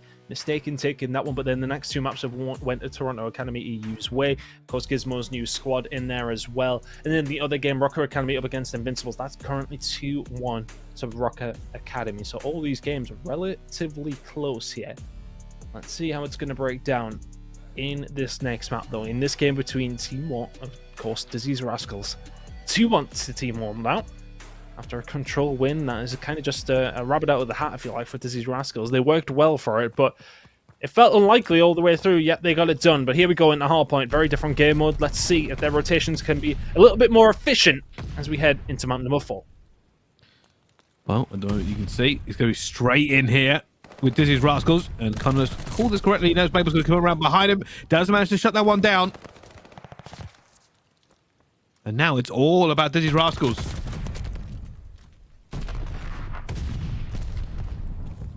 Weeman now trying to make this push as Dizzy's Rascals will find this breakthrough. Henry's done very, very well. Weeman will fall. This is, as he said, all Dizzy's Rascals so far. It's very, very difficult to get back into P1. Henry's done fantastic there. The movement into the cover. Now it's going to be about this rotation over towards P2. Looks like Team War are going to be the first ones there, but that's going to be about 45 seconds or so by the time that they get over towards P2 here, Dizzy's Rascals. Fantastic work from them. Also, Henry, 5 spree from him. Will be looking for those streaks. Well, this is everything they need to get back into as well. Morty's now going to try and push this one out. He has been hit with a stun in the face. They're going to know he's here, and he does get cut down because of it. And the information can never be overstated. Dizzy, though, going to be making his first egress in the boat, and he gets caught with a little bit of COD timing there eventually. At the moment, Team War able to rebuff pretty much all of the pressure coming through from them. Eventually, though, that play for spawns might come in. Henry going to go all the way back here. Might jump up top radio. So there's a player green. Chooses to kill. Goes for it at the same time, and now they're going to know he's in their back. Yeah, 8 in a row here from Henry. Very much been playing his life over towards P1 for those streaks. And, well, they may well have opened up P2 for the final 20 seconds or so for his team. Team War going to get the spawns over towards beach side. So, I imagine they will retreat back over towards the comfy side of the map, over towards P3. Get this one locked in as best as you can. Wardy may have just evaded the ship in the night. That was Henry as that push did coming through. But this looks like a lock here for Team War. They'd probably like some control over towards P1. And I imagine Denza will find that push in a second. I imagine Henry is going to wait for his team to get in a position and drop this hammer coming from on high. Might be able to do it. Still got a decent amount of time to make it happen. Look at Dizzy towards ring. Dizzy's going to find a route behind here, and that's actually going to cause a lot of problems. The streak's going to come in. It probably wouldn't have been needed. That's a very, very clean break from Dizzy's Rascals to spawn in towards green from Team War. This is a difficult one to find. Well, they're going to be trying to get this one completely locked in as well. You can see a couple more pushes coming in from Team War, and then they're going to have to start thinking about rotating. At the moment, still spawning all the way towards the back. And with 25 seconds left, Dizzy's Rascals aren't going to continue to push this either. They will now spread out. They will take mid-map and boat side control. And look at the issues this is causing for them. Team War are not getting a shot. And now look at the rotation over towards P4 as well. This has been all Dizzy's Rascals so far. Can Denza maybe find a route through? Seems like he's got through. His team spawned over towards the lower cliff side. Now Weeman, this is a huge gunfight. He's going to find it as well. The second one, just as important. Can he get rid of BB Connor down the outside? Yes, he can. This should be a lock on rotation. And this may well be a route for Team War to eventually find themselves in this game. Well, here comes the big push. You can see so many players locked down. It's going to be Maple and Weeman are going to try and hold them. That cliff is going to be populated heavily, and BB Connor tries to almost take down Maple. Not quite, but reinforcements flooding in for Team War, and this should be a big hold for them. It's about the pressure that they want to output from this point as well. Move yourself forward. Try and find a little bit more. That's maybe been a little bit of an issue for Team War. Think about the control, but if they can do it now, they can be in a commanding position here. Henry trying to make this push over towards Weeman, and if you're Dizzy's Rascals here, you just want to keep them where they are so you can lock down green control over towards P5. Yeah, you already see him trying to push beach and go up through ring and get around all the way that way. Wait, hold on, regain. Henry 17 and 4. Yeah, he's having a pretty good game. What? He was 8-0 to kick things off. I don't know if you missed that one. No, I know, but I just didn't realize he kept going. What's everybody else on Dizzy's Rascals go? He's 17 and 4, and they're winning by 7 points. They're not having a good game. That's how you kind of sum it up. I think at the moment, when the kills are coming through for Henry, unfortunately, the time is not kind of colliding for him. You can already see this break coming through. Dizzy's going to get cut down as well. Maybe kind of managed to get one. There's a big fight going through into top green, and Connor has managed to win it. That now means his team are going to be there in force. You try and push this out as best as they can here, Team War. They're getting a lot of time. They're preventing Dizzy's Rascals from picking up any time themselves. Boat control is the kind of thing you want to fight over for both squads here. Eventually, though, Dizzy's Rascals will find that final 15. Maple may have something to say about that, but he's going to get cut to ribbons on the way around. And this rotation for P1, all Dizzy's Rascals again. Outside of that P4 rotation, it's been all Dizzy's Rascals. All the way through. They've been the first ones there. They've been getting the job done, and they've been locking that time in that we did not see in the very first map. But Weeman just starting to heat up maybe a little bit. Can only be cut down by his teammates' grenades. The push is now going to start coming on through. Wardy inside the point has Denza for company, but Henry continues to go big. 20 and 6, make it 21 and 6. I'm calling it before he's in found for kill. I'm that confident. My goodness. 150 they're about to hit Dizzy's Rascals. Team War floundering under the power, under the absolute reaper that is Henry. 21 and 6. Wow, that's the difference. That is the difference, and it's going to be almost another kill. Has to dip out there at the same time. Looks for Wingman, just throwing shots left, right, and center. Eventually, he's still trying to play his life and maybe get another streak onto the board here as now players from War kind of come through, and surely not. Takes down Maple as well. Takes down another player. That's another 6 streak. Henry now 23 and 6. And that is an outrageous score. Team War cannot shut him down. I mean, this man is having a world star of a game. This is incredible. Let's see if he can keep it going. A rotation over towards P2. BB Connor is here. Dizzy Rascals are causing issue across every single facet of the map. Look at the beams coming in from Whalers here as well. He will survive the shots that come in from top boat. In Henry, just lingering around, just maybe trying to keep around that P1 control as best as he can. He will get cut down. His team will resume control of that area, but they need to try and make the push in towards boat. For all that Henry is 23-7, that lead is not nearly as big as you would like it to be if you are, of course, a Dizzy Rascals fan. Timor, still a route back into this game.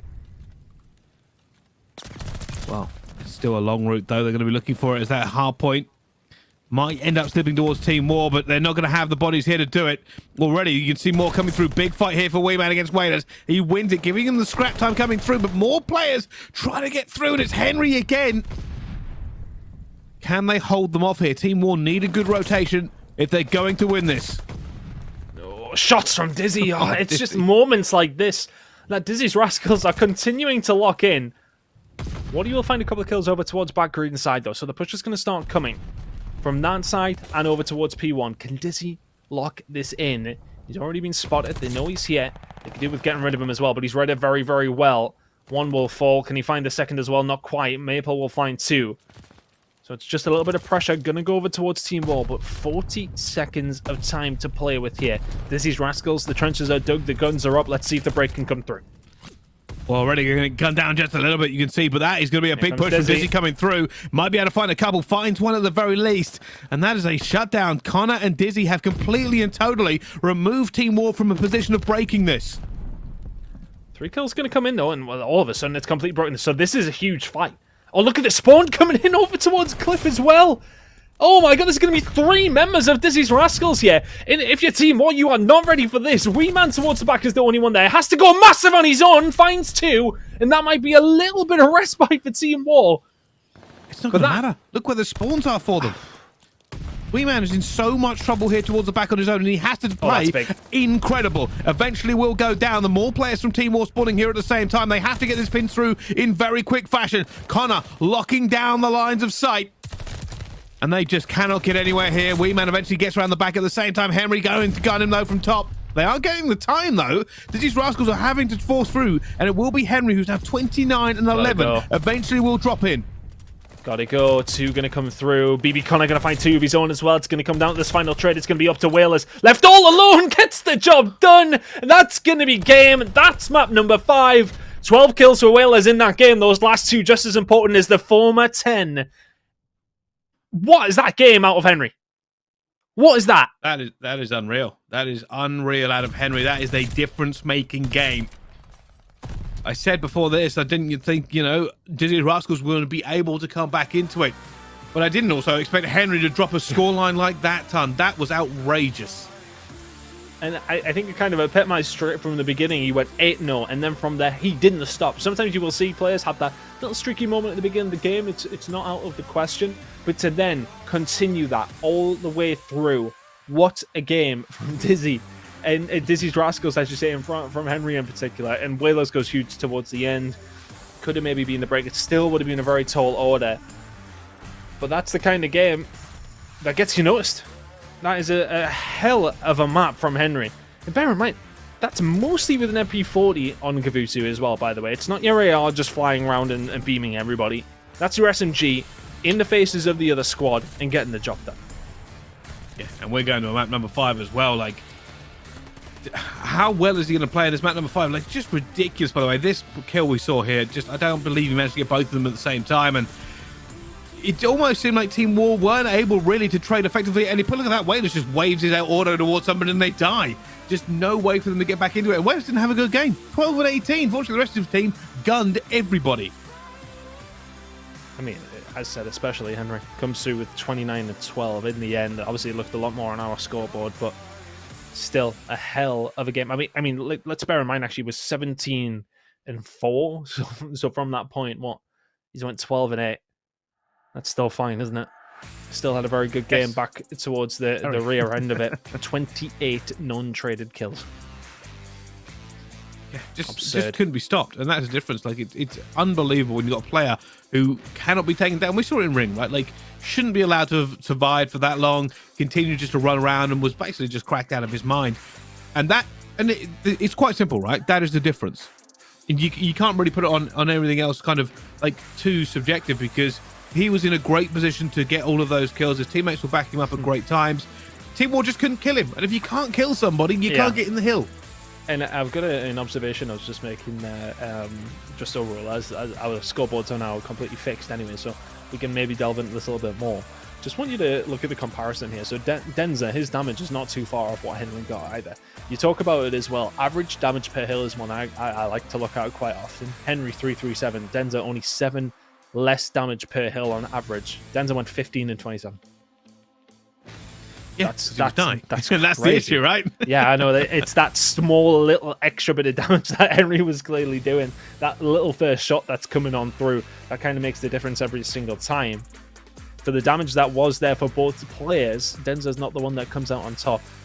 That's wild. A wild game out of Henry. 29 and 12, and we got him at 5. How on earth has this happened? Yeah, it was looking very, very bad for Dizzy's Rascals coming into this. You are correct. Like, I was ready to kind of write them off after map number 2. The hard point, they didn't have a great time on Tuscan. Turns out the difference is between Tuscan and Gavutu, right? Like, that's how you end up splitting this one. The Team War, all Tuscan all the time. Gavutu, all going to be Dizzy's Rascals. And now onto Bacage, and I don't know what that means. I think it's hard to decipher, really, isn't it, Brycey? Team War win Tuscan. It is. Dizzy's Rascals win Gavutu. Bacage coming up. I mean, if Henry plays like that again, yeah, obviously he's not going to play quite that well. He's not going to drop 30, but yeah, my face is like kind of saying, well, if he does it again, what are we saying? I mean, yeah, you do very well. Drop 30 on a Bacage S&D. Is it possible? Yes. Yeah, I think so. Just 11 about, rounds, but 4 players on the other team. That would mean 44 kills, Brycey. Yeah, okay. Well, I'd be honest with you, I don't think anyone's ever got close to that at any point. Maybe not.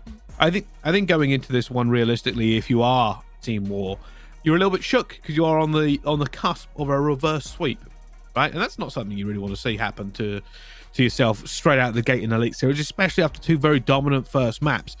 For Dizzy's Rascals, yeah, the Gavutu was a close one. We know that there could have been a few things that had gone either way for them. There were times when we thought Team War were just going to take it and run away. Going on to the second one of Gavutu, Henry ascended into godhood for some reason and just said, yep, we're winning this map regardless. Going into Bacage, you'd hope both teams take a second, calm themselves down, and figure out how to get this one over the line. I mean, based on what happened in that previous S&D, though, it's very much about the first bloods of Team War. If you're Dizzy's Rascals, if you can stop that happening, there was opportunities for you to fly in rounds, but it was a 7-2 out of the 9 rounds advantage for Team War off the rip. You can't let that happen on Bacage especially. I think, you know, you can just overwhelm the other team if you have the extra numbers. You can't let it happen. Basically, they need to stop those first bloods leaking. If they can do so, then yeah, you never know. They should be able to have at least a better game here in map number 5, but they've kind of come surprisingly back into this game. The control, I think they should have lost. I don't know if Team War, maybe their heads have went after that one, because map number 4 was not really that close. Very, very comfortable for Dizzy's Rascals all the way through. Bacage S&D, I'm not too sure. Honestly, I'm really not sure. Yeah, I think it'd be interesting to find out who wins it, and there is only one way to tell, Tom. There's always only one way to tell who wins a map number 5, and that's to play it out and find out for ourselves. Well, genius.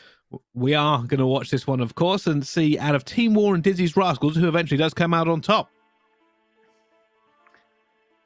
Looking for those first bloods. Got to keep an eye on them. So important last time around. And which way are they going to fall this time?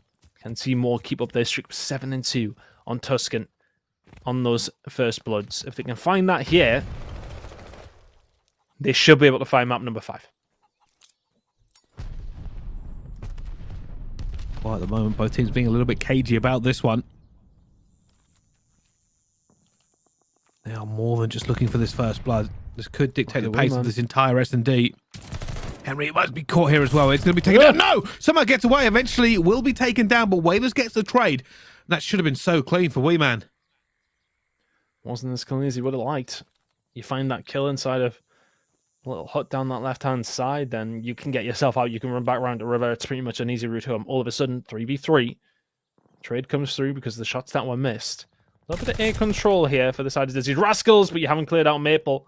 This is what you need. The nades to start coming over. You need to get rid of them, really. Whalers caught in between absolutely nothing. BB Connor now on a 1v3. Looking for him as well. And Wardy's found him, and that'll be called out to his teammates. They slowly but surely close this cage around him. You see, he hasn't got an awful lot of options of where to go. BB Connor just flying left, right, center. Eventually going to go down, and it will be Team War who open up proceedings. They get that first one locked in. Nicely done. First blood comes their way once more. And then for me, I just think, you know, when you're finding that push over towards A, if you're Dizzy's Rascals, you know there's someone back tank. They're always there, right? Yeah. I would say you need to try and get rid of them. Maybe Maybe they checked it. Yeah. Maybe that was the difference. Yeah, maybe it didn't. Maybe they didn't find anything from that. Either way, Maple is back there and he's found 3. Wow. Let's see if Dizzy's Rascals can do anything on the defense end. At the moment, a few nades coming out, but nothing really happening for either side. You can see the way that this is stacked out. Team War will be looking towards that A push. And now the nades coming through again. They are checking to find out whether or not they can make a push towards this. Already players gone across that cut. And Henry's going to be inside, and he's already taken down Denza. Look at that. Dizzy's going to go for this trade. Eventually, we'll get caught by Maple, though. Yeah, they maybe overextended just a little bit there, Dizzy Rascals. I wouldn't have minded the kill and then maybe backing up. Nobody towards back tank for them. It's just about Grandma's control. You also have a fairly highly pushed up BB Connor. He's going to keep taking up some map control where he can. He's just waiting for Maple to show his little chinny chin now. So he's going to give up that spot. But plenty of info here for Connor, though, because the fact that he can push up, he knows that somebody's over in top barn. Nobody's pushed him quite yet. But Wee Man, he didn't know about him. Bottom Grommas, he's going to find one, and Henry's searching for him as best as he can, but Wardy will then find Connor, and it's just worked out perfectly for Team War. Well, Henry, can he make some magic happen for this one? So many players to go against. He's going to hit River. Going to find one player as well, not even able to win that first gunfight. And Team War go 2-0 up now in this S&D ton. And that was a very kind of a weird round for them. There's a lot of opportunities, I thought, for Dizzy's Rascals to get ahead. Yeah, I mean, they find that first blood, and then they kind of charge forward a little bit. Contrary to what I said on Tuscan, where, you know, you don't mind taking up that extra little bit of, you know, map control, I would say.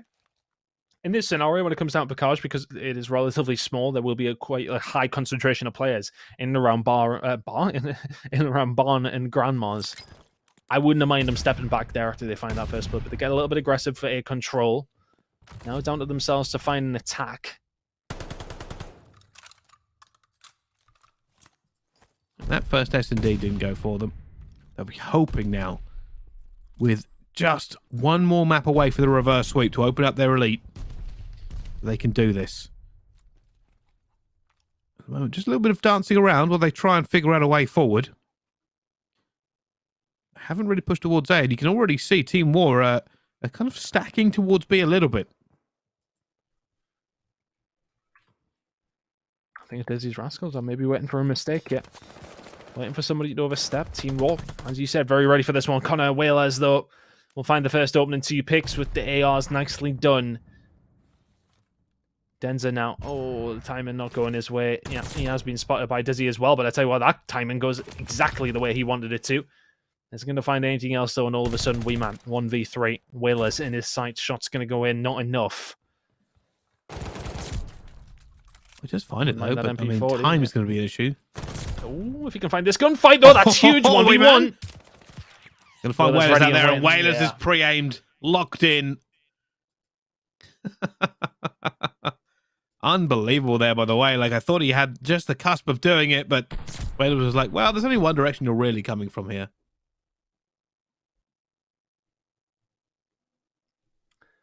Back and forth between these two. Let's see which way this one's going to transpire then. And again, it's just slow and patient from Dizzy's Rascals on the attack there, waiting for not necessarily a mistake to be made, but maybe a door to be opened. Find those first 2 gunfights, and from there it's always likely their round. Team War, though, heading over towards A. Doesn't look like anybody's over towards the back tank. A very passive defense from the side of Dizzy's Rascals in regards to the side of A, but B, heavily pushed up. It's going to be Henry watching the cross. They will be calling these out here so that the rest of Dizzy's Rascals over towards Grandma's are going to be ready. Willer's flying at them. There's one! Oh, can't find the second. Dizzy will find the trade, though. And they were passive over towards A. But as soon as he got the info, as soon as that stun goes out, they start flying. 2v3. And now, under a lot of pressure, Wayman wants to find a kill to bring this back to even. Keeps going through, and eventually Dizzy will challenge him, and Dizzy goes down. You can see now in a 2 versus 2, this is a huge flank coming in from Dizzy's Rascals. Has this been called out? Has this been figured out? Maple actually going to be flanking the other way, but they are rotating, and nobody has seen anybody here somehow. And Wingman eventually catches him himself, and they've rotated. I tell you something, Dizzy's Rascals, they went for it all the way around with the rotation, and have just been caught out with bad timing. Henry and Maple end up going at it. Bomb now down. Henry for the 1 versus 2. I know where he is. Was momentarily tagged up there as well as the time just to fly. Oh, he's maybe went the wrong way there, and Mabel's just playing with him here. He's just trying to survive as best as he can. You can see already Wee Man set up the spot to watch the cross. He'll be able to jump over towards the bomb. The shot's in towards that as well. Goes for it. Surely going to jump on him. Yes, they are. Team War still in the lead here. 3-1 now. Kind of a crazy round coming up from both teams. I'll let you say the line if you want it. Go on. No, I'm not going to say it yet. We haven't got it yet. Not even close. But I think it's kind of a crazy round from both teams for the simple reason being, like, Dizzy's Rascals, I think, made the right move. That's what I'll put in here. I think Dizzy's Rascals made the right move. They had a huge wrap coming through, and it was only the little bit of COD timing. You've got to remember, like, I think it was Maple who managed to get out towards Barn. And they just didn't see him. And that automatically locked him down. Then Wee Man come flying through, and he caught that player in mid. And, like, a little bit of COD timing, a little bit of luck just went the way of Team War there. Oh, Whalers and Henry opening things up again here. Aggression paying off for them too, and now they're going to find the rest of the players here for Team War. It's looking like a quick round. Denza now stuck inside of Grandma's, and oh, actually, has he found a little bit of time? And now the shots were not decent, and he has been turned and burned onto, but nonetheless, I think he would have died anyway. Dizzy Rascals find a very quick round, and those are the rounds you want to see if you're behind. Nicely done.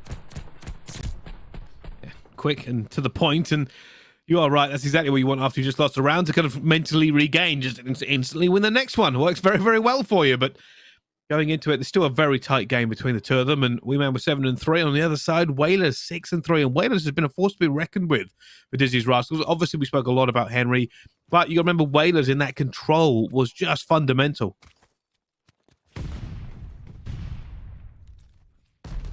Maple with a push over towards A. Dizzy's Rascals have not played anybody towards the back tank, ever. I've not seen one of them. Oh, Henry showing his face a little bit. Maple then actually going to give up the outside. His teammate putting this bomb down, but nobody from Dizzy's Rascals going to make the push, but I think the influential one could be Henry. So we go through it, instantly get cut down. But now Dizzy's going to try and check this to see whether or not he can get anywhere towards this bomb. And eventually there's a player coming challenge it as well. Dizzy does win it. He might go for the defuse here. No, he's going to try and back off first because they know he's there. And now in a 2 versus 3, Dizzy has to once again try to figure out how to attack this bomb site. Never mind. Never mind. Wardy just guns the pair of them. My word. 4-2 now. Nicely done from Wardy. Second one's on a plate. The first one was a great gunfight win. Team War, after the scare of the last 2 maps, very much in control here. 4-2. Rounds have been close, though.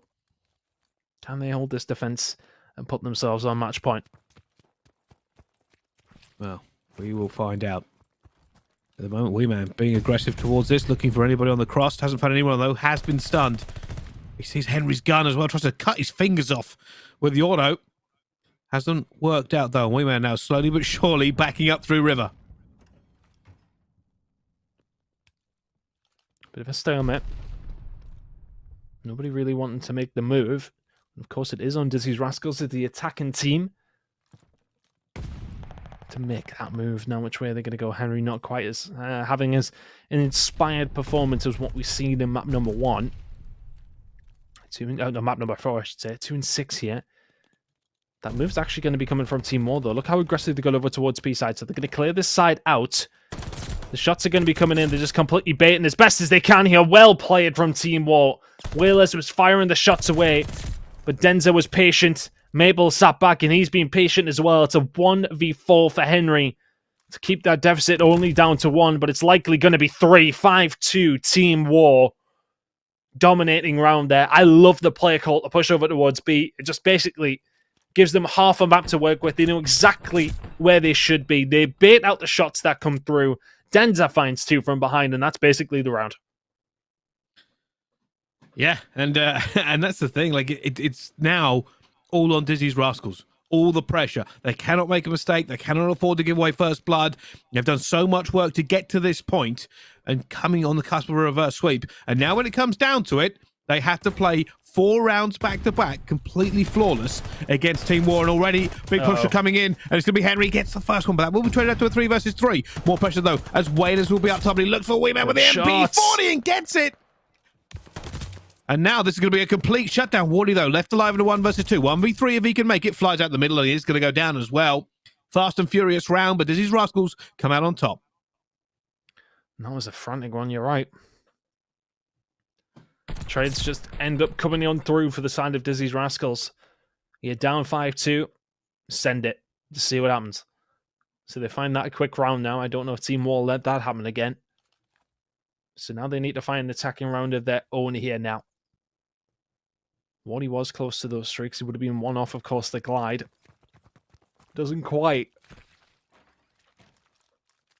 find it in time. Look at this aggression once more from Dizzy's Rascals. They're just saying, right, okay, it hasn't been working so far. Let's just send it towards them. 2 inside of the old A bomb site, and now the push is going to start coming on through shortly. Denza is ready and waiting.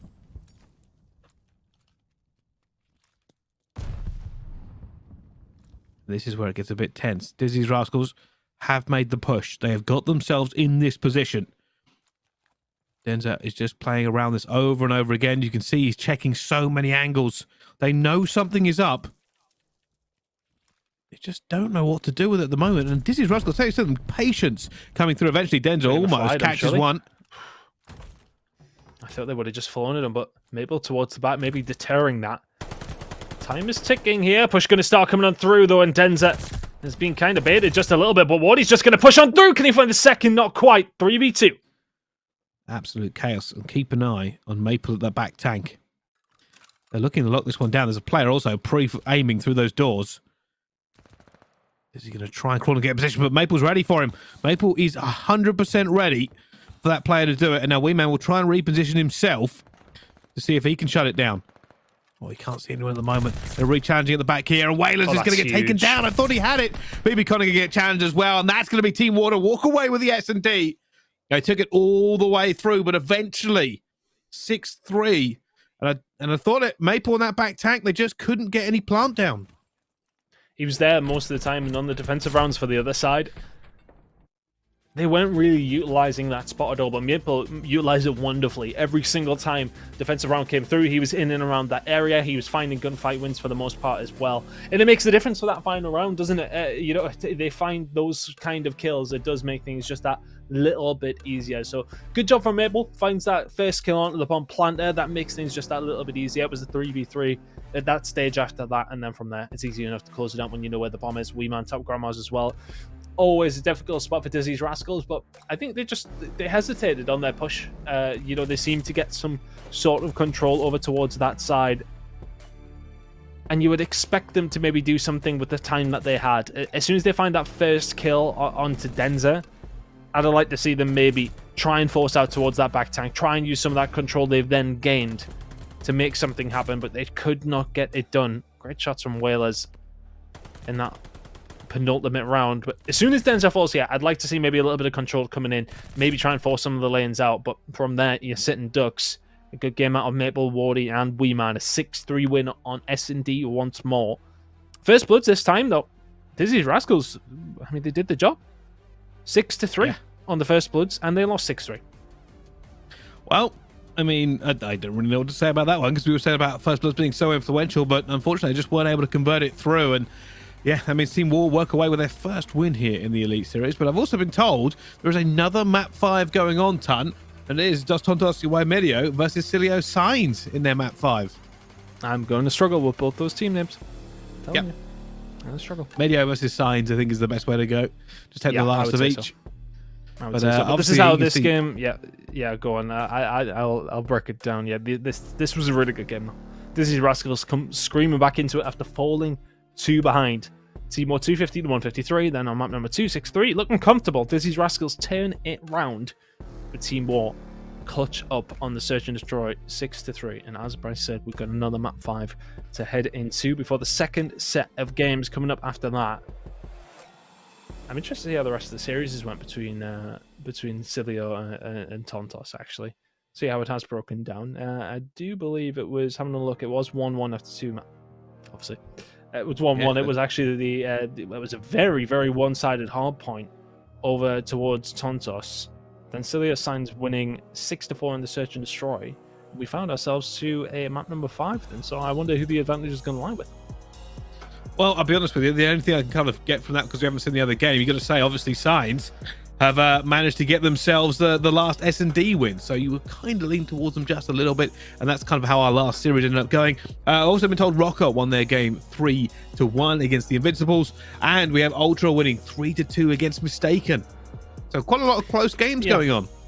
Yeah, a lot of close games, and to be honest, I would have expected someone Ultra maybe to be a little bit more confident in that game, but I suppose they haven't really had much time with Gizmo. I'm intrigued to see how that team does get on, though, throughout the Elite season. They'd be happy to take a win, no matter how it has actually managed to work out.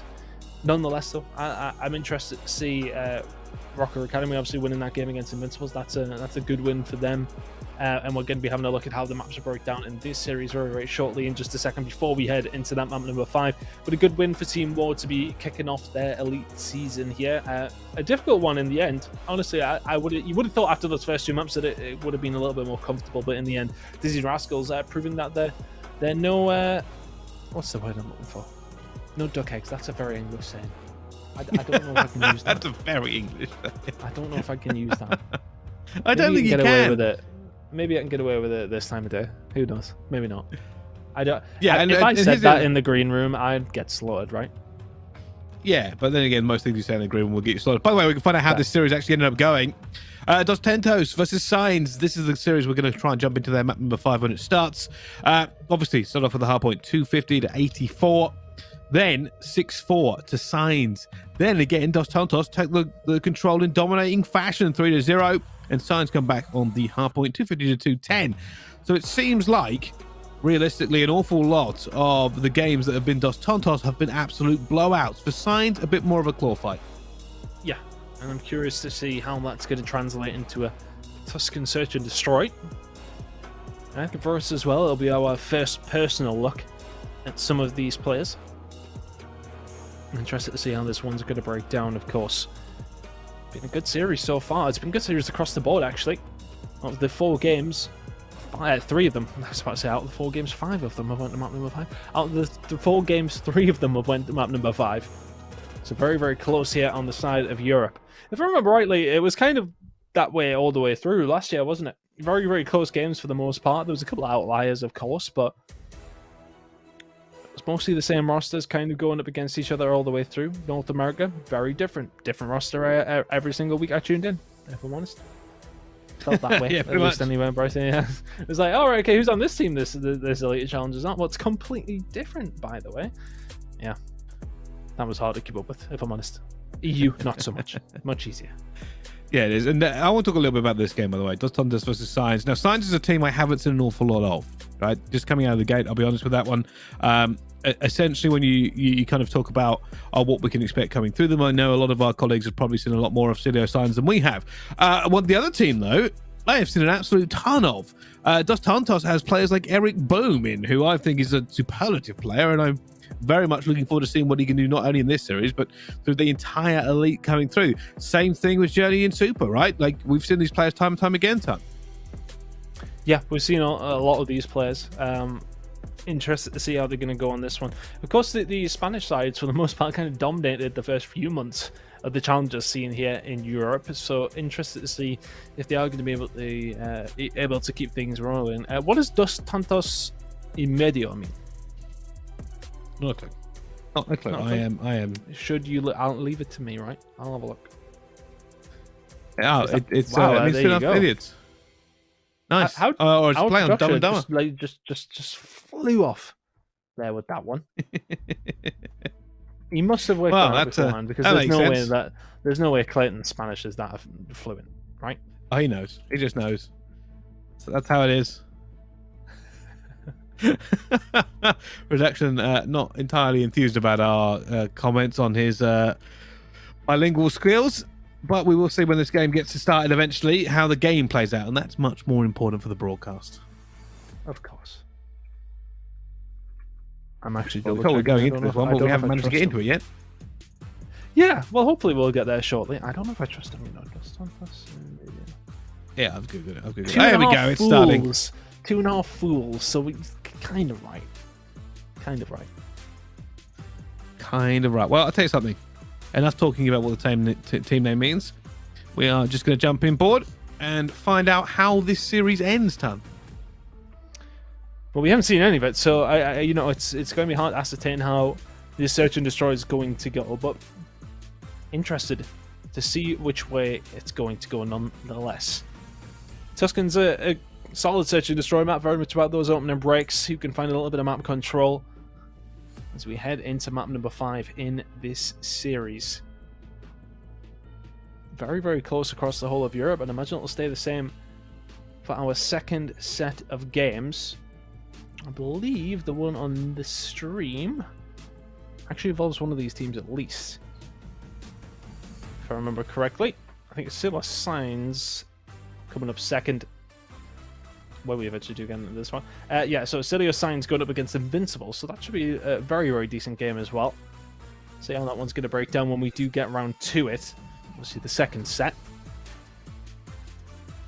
Yeah, it kind of sets the tempo, right? We know the Invincibles have already lost the game today. If Signs can go into this with a win already under their belt, they'll be feeling much more confident with doing something in that second series.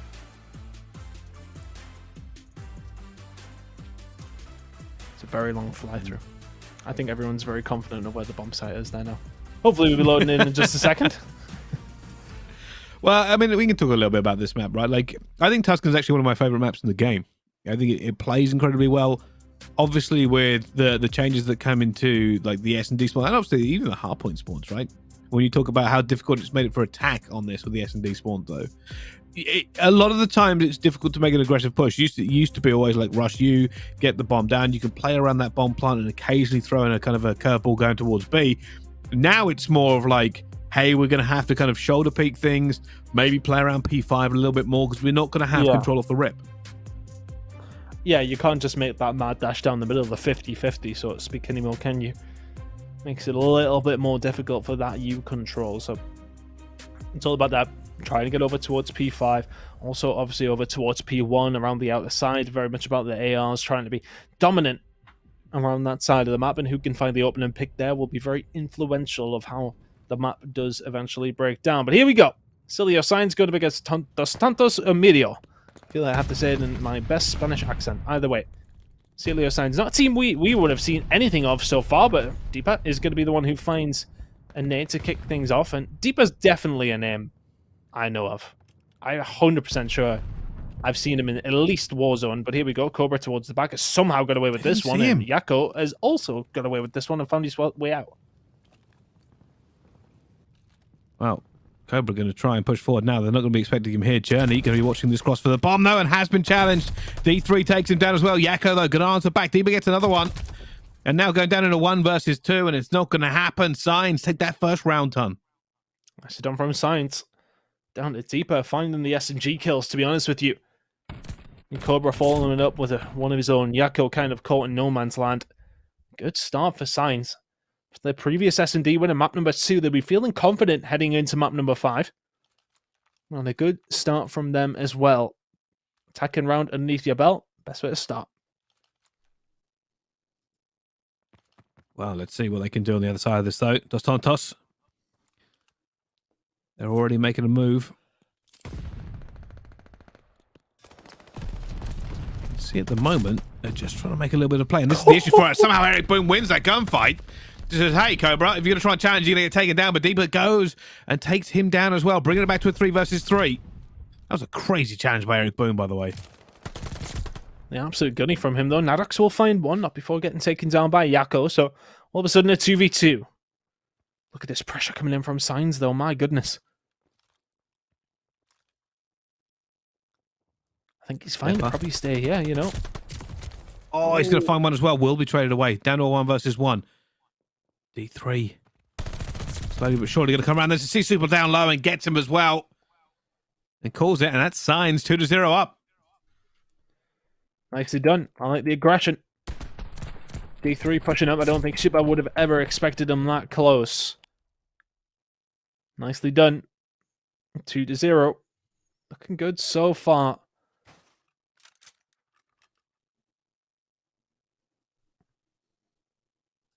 Wow, can Signs convert this?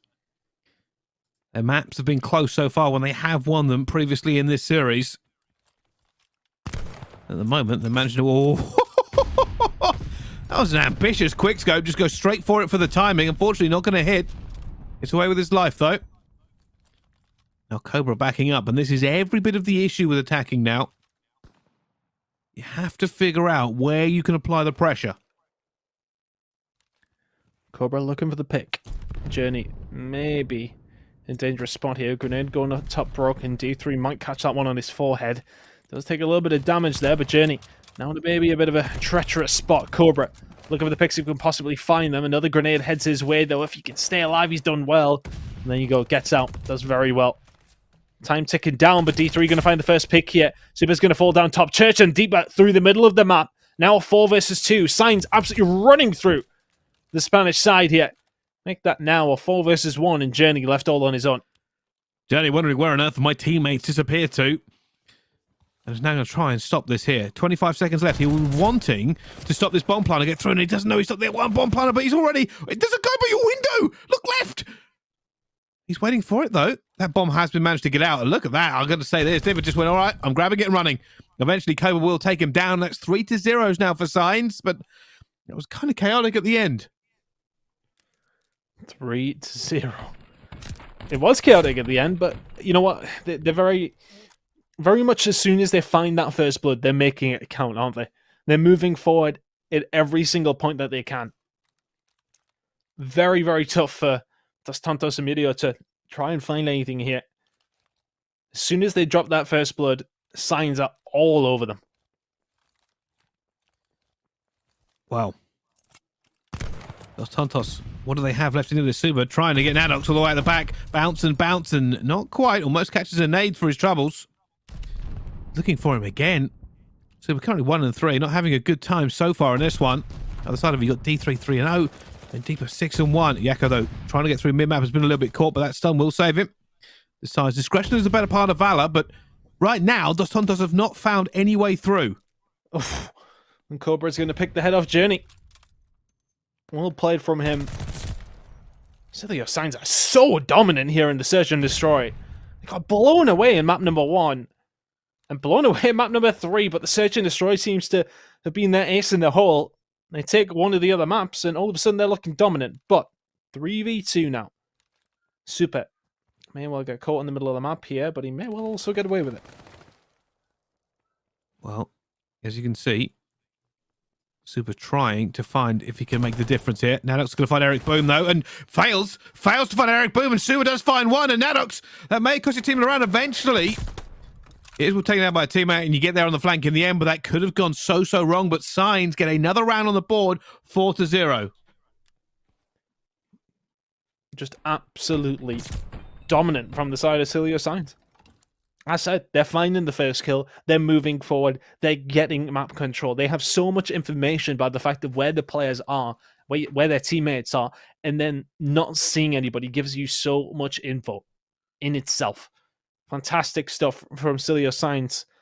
And has to be said, those first bloods have very much been important. Cobra has been influential part in that. And Dos Santos and Medio may just actually just take away from that. Look at this through mid-map, 7 and 8. Journey and Eric Boom already control over towards map side. Deeper, a little bit of weak here. He's taking something, whether that be a grenade or a couple of bullets. Grenade, bounce it off the church. Yako, not in trouble just yet.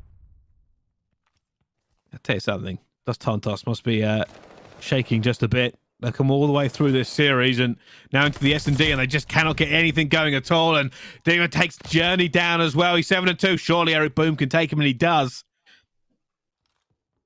But it is not being pretty in this S&D so far. Good lord. Nicely done from Eric Boom. Now a 2 versus 4. Could this 2 versus 3? This could be the first round.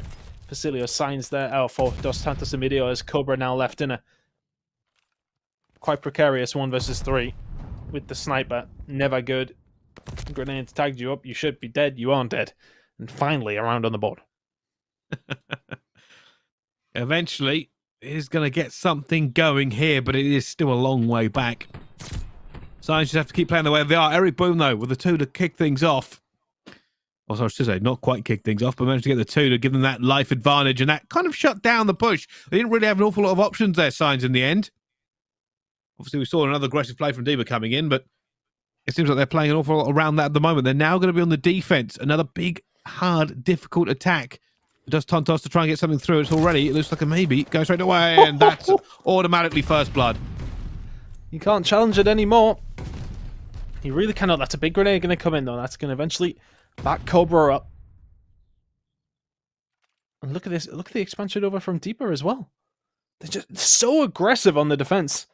Plenty of map control. Try and play with it as best as you can. Deeper just left and right, keeping an eye on every angle he possibly can. Shouldering, you see just the tiniest bit of his forehair, and Yako went in with no pre-aim and will go down as well, but it has been answered back. Journey and Eric Boom in a 2 versus 3.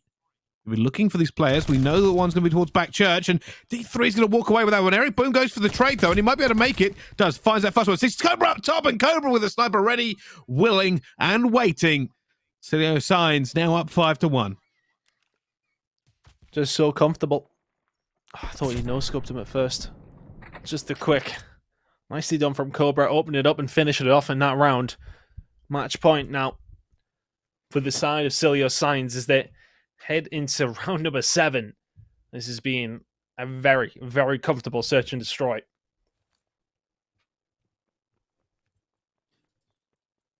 Well, it's a long way back.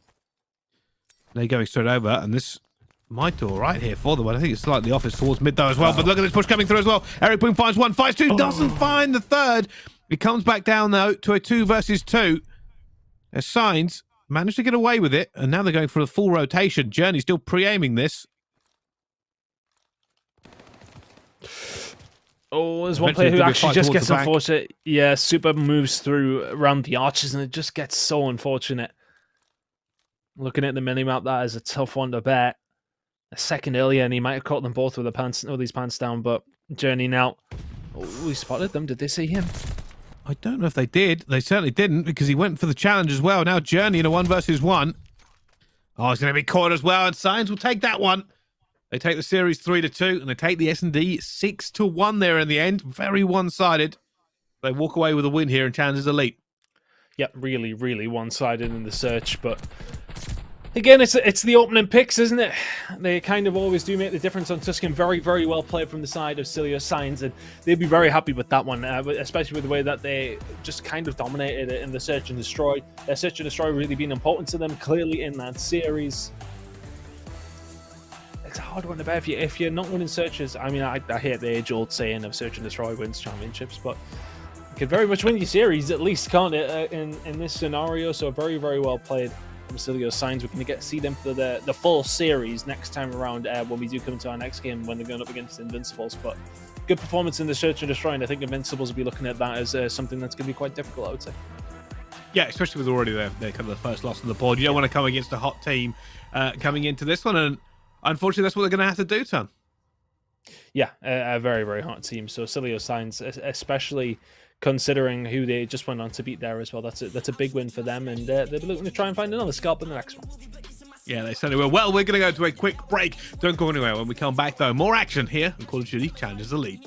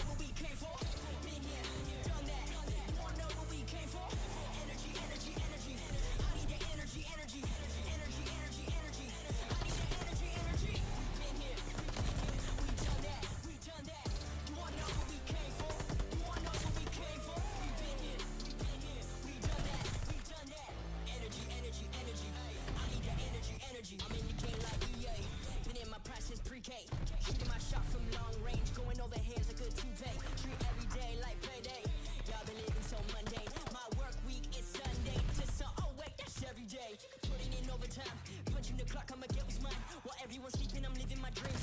Got a calling that's so divine. Lord, take the wheel like 10 and 2. I'm losing energy, I'm overdue. I've been on the top ropes, hitting my pose, watching with the power moves. Been here, done that. You all know what we came for. Been here, done that. You all know what we came for. Energy, energy, energy. I need that energy, energy, energy, energy, energy. I need that. Been here, done that. You all know what we came for. Been here, done that. You all know what we came for. Energy, energy, energy. I need that energy, energy, energy, energy, energy. I need that energy, energy. Been here,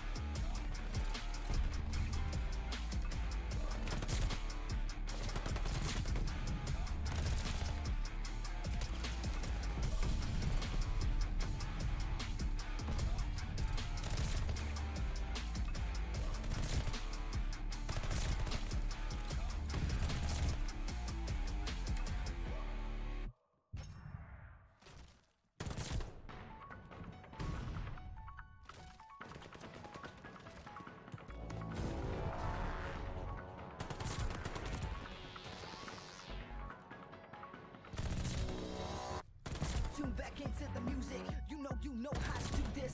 Don't second guess, just not a test. It's not a race, no black or white. Everything's great, no yesterday, never tomorrow. Only the present, that is your gift. It benefits you only if open. Everyone's chosen, beauty of choice. You can stay silent, forget your voice. You can malign them, hold a grudge, or stand before judge, just stating your case. Stop with the notion that you were just a mere drop in the ocean. This is your moment, fear is a Trojan horse. When you open or close your doors. Just when you feel like it's too much. Just when you feel like you've had enough. Take a step back from the edge. Take a deep breath. Dance like you'll never. Dance like you'll never. Dance like you'll never.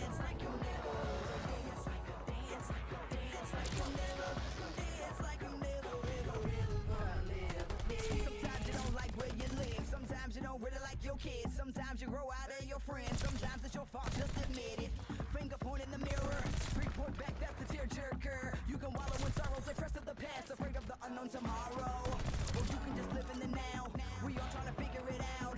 The rhythm inside of your chest that's keeping you moving. That's the solution. The ball on the floor is hard to ignore. Endorphin rush will flush your brains while you dance your pain away. Just when you feel like it's too much. Just when you feel like you've had enough.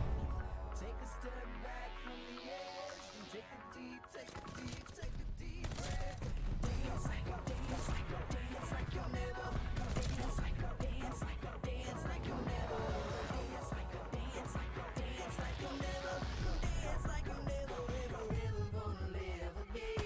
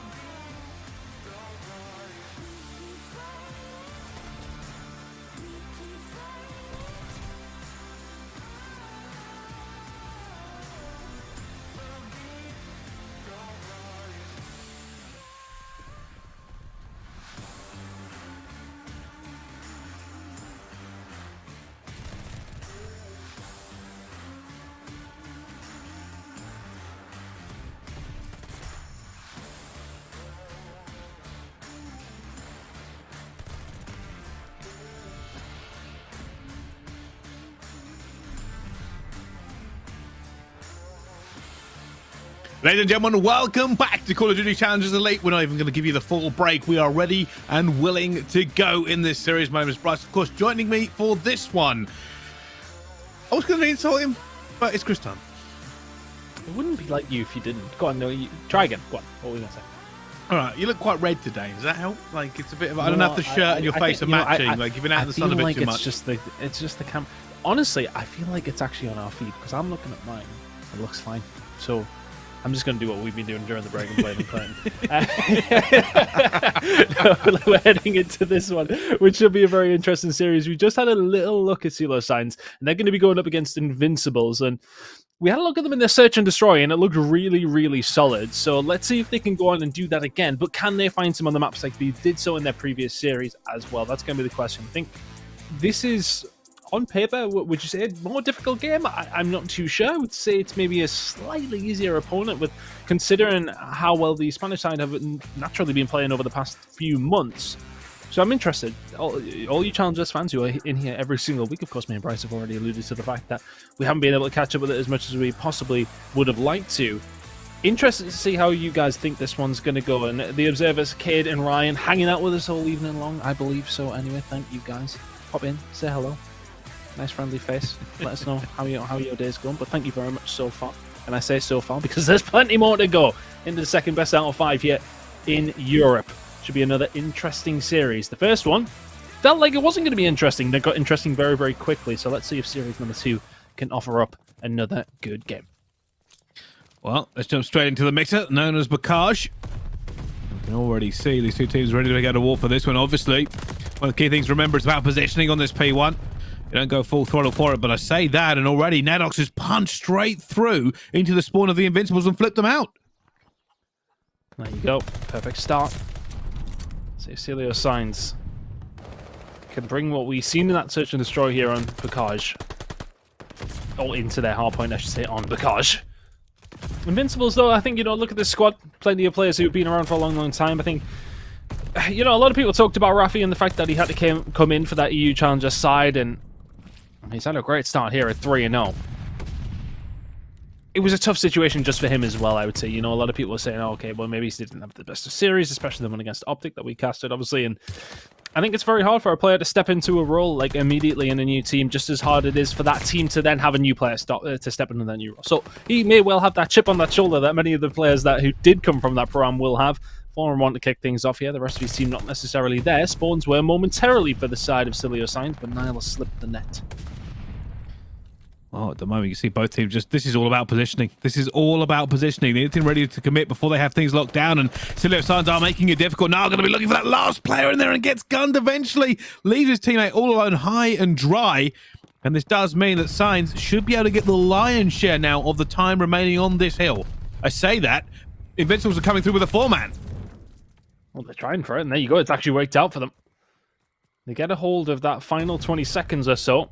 Is that more beneficial than the spawns over towards P3? Well, let's find out. Grad making this push. He may well just go all the way through tunnel, try and get the wrap around. Looking that way. Is he going to get caught by number 5 in D3, though? Is he just going to try and clear him out? The rest of the team now coming through the front door. And Cobra will slam that door shut. Niall and Nolson falling down. And Grad now from behind. Yeah, this could be the break. A little bit of tension now. Just going to be there for Celio Signs. And no Grad is behind. Can he find the pinch to help his team break through? All right, now Nelson going to go sliding into this one and eventually gets taken down as well. And at the moment, Signs going to have some sort of control, but Niall's trying to hit that spawn trap. And this is one of the most powerful spawn traps in the game. Unfortunately, he's going to be pushed close to that tank. You can see here, but Niall all good with the rest of the kills. And they have locked this down, and there's a lock towards the back. This is horrible if you're Signs. You've now got to end up pushing through Niall. No, Niall. I don't think he's read it very, very well, but he's helped from Grad. It's going to be a trade. Niall survives and eventually does fall. But still, the majority of the time going over here for Invincibles. Break Celio Signs fairly easily, and haven't actually been able to do anything from that. That final 13 seconds is going to go over towards Nadox and the boys. And this push over towards Barnes going to start coming on through. Nolson taking down Nadox, and Nolson just coming back to competitive play. Of course, a name that we've seen for quite some time. I think a lot of you guys, most notably at home, will know him from when he subbed in for Splice. And oh my goodness me, Deeper! Fantastic shots on the Nile, but I mean, back to Nolson. This guy's been around for so long, and can he step up to the plate after being off, if you like, for a little amount of time? Well, I'll tell you something at the moment. Right now, Celio Signs, they seem to be all over the kill feed. And Alex trying to stay alive here, going all the way through, going to find Nao in the back. Surely, no, he could get taken down. Nao ends up getting the win. And eventually that trade will come through as well. But this is chaos on the cage at the moment, Ton. As it always is.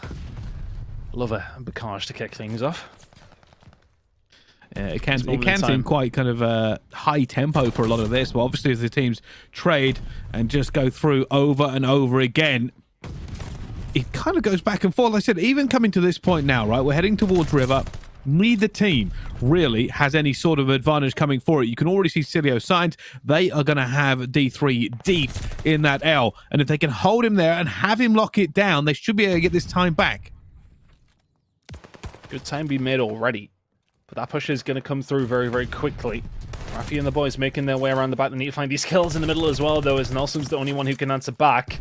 Now they could do with finding this kill. His team are now going to start spawning towards the back because of this pressure that did come through. They need to find the gunfights as well. Momentarily just traded just about in the favor of Invincibles, as they eventually do break it down, do find a way through. Maddox then pushing through just all on his own, maybe throwing his life away just a little bit too much there. But a really good break by Invincibles. They should take a lead heading into the second rotation here if they can continue to lock this down. At the moment, again, it's a little bit mixy for both these two teams eventually. Rafi getting 2 and now locking this one through. Does kind of back off for a second there. Probably worried about nades coming in over the top. His teammates don't have as much control as he would like. He should be challenged here for the last seconds, and he will be. It doesn't matter. Guns down Nadox regardless. And at the moment, they have the lead as we go into our second set of rotations turn. Can they get some decent amount of time here over towards P1 on this second rotation? On occasion, we have seen it. It's typically one of the most contested, if not the most contested or least scored hardpoint on the game. D3 and Co, though, trying to force their way through towards spawn. It's mostly about that rotation over towards P2 because of what is the, or at least used to be, the quote-unquote money hill when it does come down to Bacage, although there's not a lot of money to be made usually when these holds do start coming through. It's got better over time, I would say, Bryce, but it's still very difficult to hold down a decent amount of time on this map. It is. You can see that push for back 10 is coming in now from both teams, and it's going to be Depper versus Nile.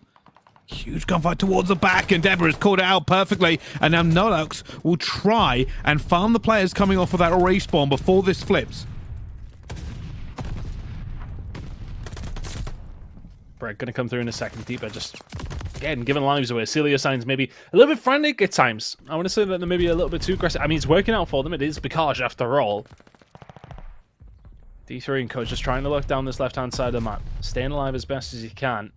They are eventually going to fall. Deeper now going to try and just do some work as best as he can as well. 1, 2, make it a third maybe on the cards here for him. Rafi ready and waiting. Does not matter. The kill feed is all Deeper and only can be shut down by his teammate. Nanox comes through, takes him down, but he breaks it right back. And could that be the catalyst for Cilio Signs now? Well, this is a big hold for them. And at the moment, you can tell the Invincibles wanted to make a push, and that's going to help them do it, essentially. Every single kill came through that they needed, and now they're going to be looking to make some pressure here. Can get the scrap time for it at the same time, but keep an eye on that mini-map. While doing this, they have given away the spawn they probably wanted for next. Not ideal. Deep burn code now. Able to lock this in with the lead as well. This man is deleting everybody. May well only be 16 and 21, but over the last couple of lives we've seen him, he's been on a bit of a rampage. Rafi seems to have slipped the net here, though. I wonder what D3 is really watching. Not at the backside. There's Rafi. Finds a route through, needs the rest of his team to be in a position to help him out here as he finds one. Is he going to find a second on the Cobra? Not quite. Now's there with the trade. It's a 2 for 2 so far. Spawns which way they're going to go. It's still going to be Invincibles towards the back, but Cilio Signs locking it down from the front. This is a bad spot for them to be in. Streak going on for Cobra here as well. Look at the push coming through. Daybo's just getting it. Cobra getting it at the same time, wow. And that is a complete wipe. They have shut it down for the last 20 seconds, and now they're off to the races. Cobra continuing to pile more and more pressure on, eventually gets taken down, but the damage may be done. Signs way ahead of this one. Looking so good for them at the moment. It's just been a couple of hills, but they managed to stretch their legs just a little bit, and Cobra and Co just causing problem after problem. Nile will do well to find a second there, as the push now is going to start coming back on through. Over towards this side now for Invincibles, looking to try and lock down some time. Cilio Signs, though, still with a solid lead. The kill's going to come through for them once again, though. And Grad and Co struggling to answer back at times, and just when the chaos continues to reign through, it just seems to be Cilio Signs who are coming out on top. Nelson inside now, can he find 2 of his own? Nobody able to seemingly get much control over towards Barn yet. Well, they need this time back as well, as Cobra managed to get 2 coming straight off the rip. 31 and 18 currently. And you can see, at the moment, the Invincibles going to be trying to put this pressure on. They don't want to give them this scrap time either, as that gets into lethal range. And Nanox and Rafi, they managed to do it. They are going to take the scrap time off them. But now towards River. Grad going to be pushing through here at the same time. They know they're going to be trying to break the back of this. Already, Nelson's gone down. Deva's got another one at the same time. It's only going to be Nile who gets this, and you keep an eye because he's going to be wanting to try and get these players off the respawn, get them staggered, and get his teammates into a good position. Can he push this? Oh, look, Siliosigns still spawning here as well. It could be to the detriment of Nile, but he is actually able to cut off the head of the snake, so to speak. Grad now going to force his way through. Can he find the kills here as well? Good snap onto D3. And this is a chance now for Invincibles, but here we go. The ace in the pocket, that was there for the side of Siliosigns. Grad will fall over towards L. Now the push will start coming through for dead. And now Siliosigns can stretch their legs and spread their wings. Whichever way you want to put it. They can lock down some time here. They can get themselves some purchase over towards P1. And D3. Can he find the shots here? Nile's going to be the first one to go in. He finds the kill there as well. But Cobra, can he find the kill himself? Not quite. Seems like the setups at times from both these two teams has not necessarily been watertight. Seeing a lot of trades back and forth. But ultimately, the number at the top of your screen is the one that matters. And that one is a hefty advantageous situation here. For Siliosigns, it's about a 50-point lead heading in towards P1 for the third time. Well, right now, Invincibles will have to keep that pressure up towards P1, though, Tunt. They can't afford to let Signs get any time on it regardless. If they want to do this, they need a little bit of time on P1 and then all of the time on P2. It is possible, but it may not be the easiest way to win it. You can see right now, Nelson is going to go down, and just for that 1 second tick, the Signs are causing issues for Invincibles. Invincibles have to play flawless and cannot allow them to get through. D3 and Co trying to force their way in. You're very, very right. Invincibles could do something here. 34 and 24 now from Nile. Be instrumental in the squad trying to get things going here. Siliosigns are, well, I mean, they matched kind of blow for the slaying point of view, but when it's come down to it, they just locked down better time. When they have found those moments, they've been more efficient. Invincibles, though, have prevented Siliosigns from leaving Grandma's side of the map. Now Rafi and Co trying to lock it in. No, Rafi doesn't finish his dinner. Nile will find the kill. The time is still being locked in here by Invincibles. They broke the 200-point mark, still around 25 behind. Well, this is where they have to be flawless, and at the moment they aren't. They can't even win it on this one, I don't think, with the tick the way it's going. And you can see the pressure now coming in. Signs doing so much work. Just continuing to harass them all the way through, but Grad and Nile actually picking up a few here. Depper has managed to get onto it, and he's just raining terror upon them. Spawn going their favor. They know they're going to be spawning all the way towards River now. Can they hold up against this onslaught coming through and then somehow find the rotation? Invincibles in the last part of this game have come alive. Yeah, they really have battened down the hatches, haven't they? It's been so difficult for the side of Siliosigns to even find a route through. Invincibles with what I could only explain as a perfect hold over towards P2. Now for Siliosigns, can they even find a break over towards the back? It's actually going to be Invincibles towards the back. Nelson breaks through. It's a perfect rotation by the looks of things. Niles towards the back, 10 points away for Invincibles. They can't afford to let this one go in the dying seconds. They have fought tooth and nail for it as well. But players coming through at the same time. Deepa's going to be in here as now. Nelson trying to get that kill come through, but D3 in the back window gets two at the same time. And now Invincibles are in a bad position. He gets one, Rafi. He's having to just stay alive. Goes for it, but not going to be able to. They are fighting for this one every single step of the way. And Grad towards the back with Nile. And Grad gets a second. And that'll be all she wrote. The Invincibles have made an outrageous comeback on Bakaj. That should not have been possible, but they did it, and Signs have thrown it in the bin. They were 70 points in the lead heading into that third rotation. You can't lose. Was it 70? Was it 50? I don't know. It was enough to complain about. What a game there from Invincibles to bring that one back. Honestly, it was that rotation around the P2, and it felt like Siliosigns, because of that lead, were panicking just a little bit. They were like, all right, okay, let's make it through, and let's finish this off. But time and time again, it felt like a little bit too quick, too panicky. And they get caught out, ultimately. Fantastic play from Invincibles. Their rotation was fantastic to P3 to finish it off. And then from there, it's obviously a little bit mixy, but they get the job done, and there you go. 1-0 to Invincibles. Siliosigns, that's a hard one to bear. They probably feel like they should be taking the lead here. Yeah, I think the key difference is there was definitely something wrong with Signs' gameplay towards that last part of it. And I don't know if it was just a step up from the Invincibles. Clearly it was at various points, but kind of once we go through this and see the replay, like, Signs could have done a number of things there. They could have played more for just trying to get around P1 and trying to cause issues for the Invincibles that allows them to slip through and flip P2. They could have just gone for P2. They could have ignored P1 almost completely. They didn't really do any of that at any point. And you are right. It kind of felt like they were floundering and getting through, and then we just saw huge pieces come in from Niall. And I think his score at the end really says an awful lot. Like 41-29, and it was a very, very close game. But that should have been Sainz' game. You would have thought so, with the way that they were leading. That lead on Bacage is usually a super good sign, especially heading in that third rotation. All you really need to do is just play for the spawns over towards P2 as best as you can. And it felt like it was front door, front door, front door, front door all the time from Silly Signs. And silly signs is what I would call them. That was just a little bit over the top for me. I would have liked to see them maybe take their time a little bit, start wrapping around. Maybe a bit of one coordinated push would have done the job. But it felt very, very frantic. And now they're heading into a Berlin search and destroy behind. Not ideal. Not ideal at all. No, fortunately, they are very good at S&D, as we did see in the last series. They managed to win both of theirs in the last series they played here in Challengers Elite. So, at least a little bit of a kind of what was it, silver lining, the way to say it, a little ray of sunshine on the bottom of it, because realistically, they are going to be pretty confident in their S&Ds, already winning 2 here against a team like Dos Tontos. And if they can recover from what must be like the mental fatigue of that map as well, because that sucks. There's no other real way to put it. Like you got to feel like you've thrown that one away, and that's what the players will be thinking about, right? Coming into this next map, and they have to put that way to the back of their mind. They will be dwelling on what could we have done better, P1, P2, and P3. And the truth is, it doesn't matter right now. That is a VOD review for the future to figure it out. Don't point fingers. Don't assign blame. Don't worry about it, because you need to get your head straight for the S&D. Absolutely. Triple Berlin coming up. We're going to get to see our first Control Berlin of the week. I enjoyed it, Pro. What did you think, personally? Be honest. You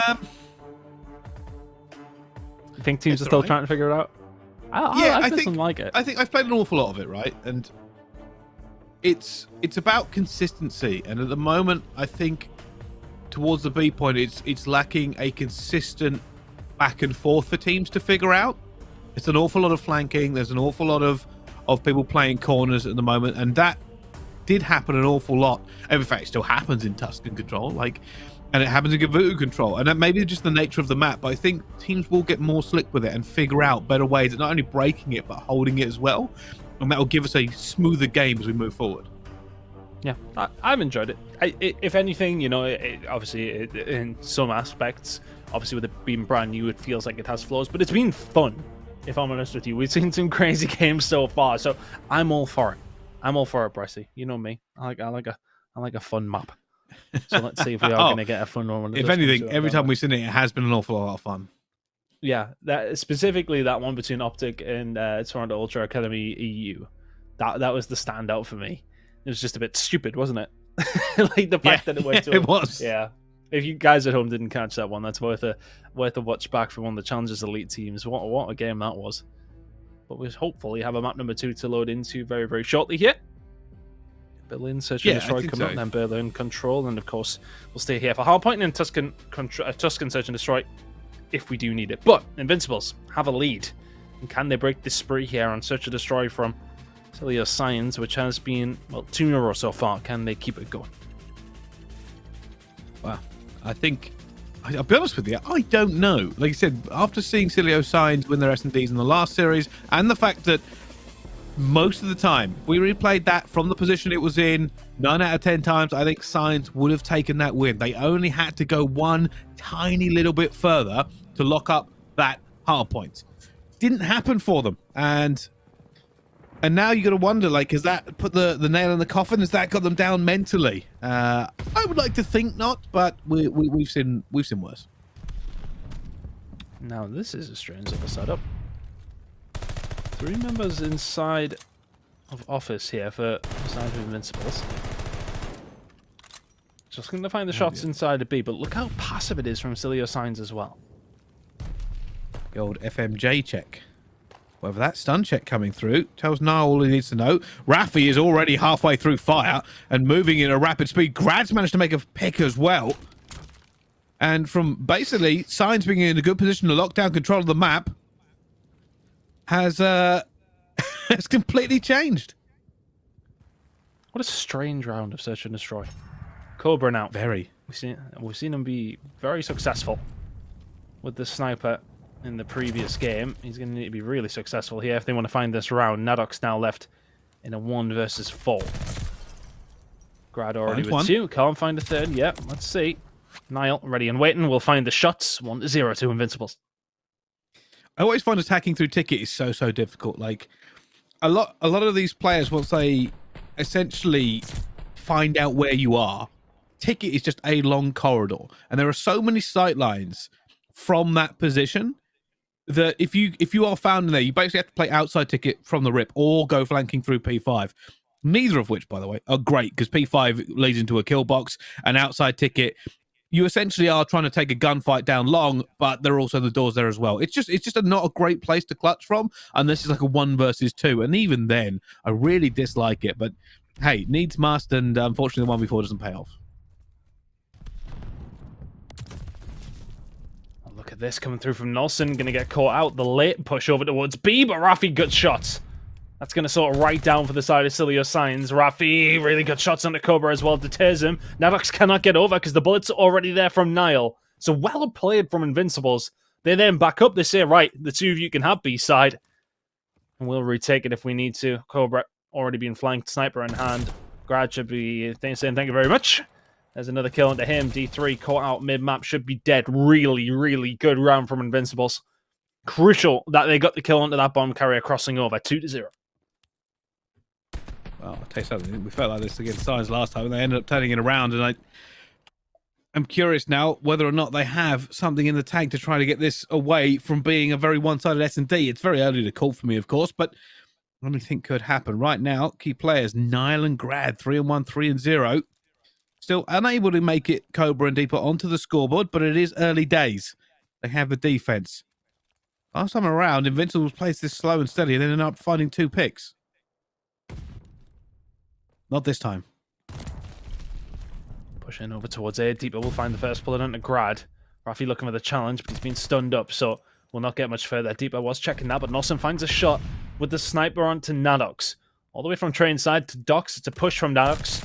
He gets caught out, but here we go. Deeper with his pants down. Rafi says thank you very much, and all of a sudden it looks like it's a 3v1 over towards A. Well, D3. Oh my goodness, the patience of a saint.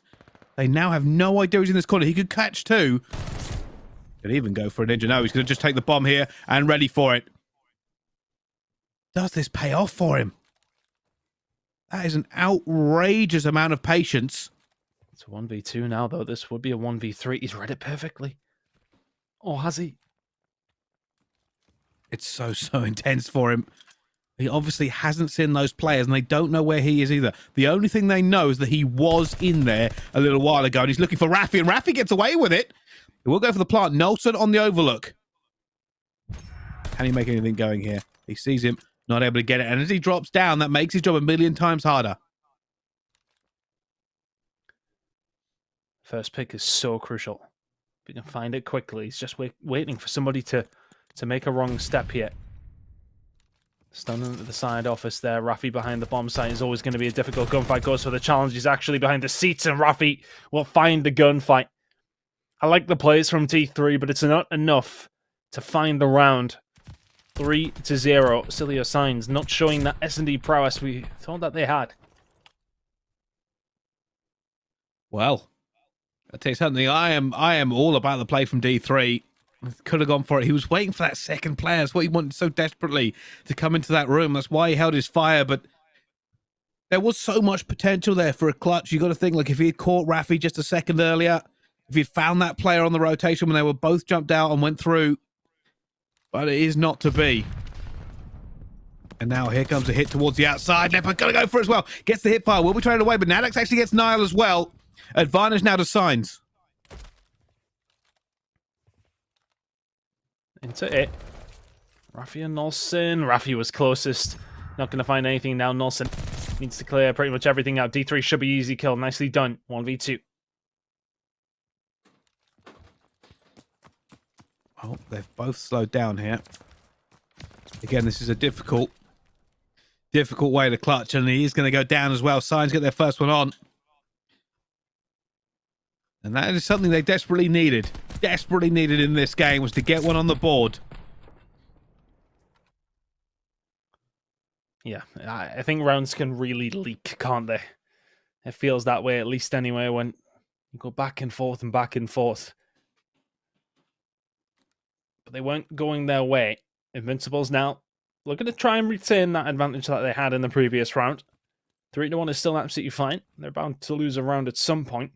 Can they get this attack underneath their belts? It's looking like a fast A is going to come on through. Nelson with the shots all the way through. Accurate as you like. Debo will be able to answer back with the kill onto Grad as well, but is he going to get caught out in the middle? Yes, he is. Cobra's there to answer one back. D3, is he going to get aggressive onto Rafi? Rafi should be dead to rights here, and all of a sudden it's a 1v2. And now it's going to find Cobra, but not able to actually get the lockdown. He'll now be planning for it, and it's all about sides. Which direction do they go? Niall's actually going to go around this and give it kind of the false plant. You plant one side, go round, and then loop. But he has to pick this correctly. Now that he's planted the wrong side, he's actually waiting for this incredibly patiently. Signs have no idea where he is because you just don't expect a player who's planted to be here. Is he planted for the outside of A? Oh, yeah, he's planting for the door, look. They could be checking around everywhere. Oh, is he just going to get some lovely timing as well? Can he wrap round? There's the first one there. D3, which way is he going to go to try and find this kill? Niall just playing very, very patiently here. This should be his round with 10 seconds to go. D3's not read it right, and Niall finds it with the pistol as well. Big plays from Niall. Been around for a long, long time. He's played this game absolutely perfectly so far. 6 and 2 out of him. The nerves. Like, oh, yeah. I mean, he held it so well. Like, so in his mind, he was expecting someone to maybe come ticket. You got to remember, like, he shot, what was it, Cobra towards fire? Plants for an open position and then just leaves. Like, he just runs into ticket. I think that maybe he had a sight line coming through, maybe bottom ticket, looking through that window. He could have possibly seen someone into the site.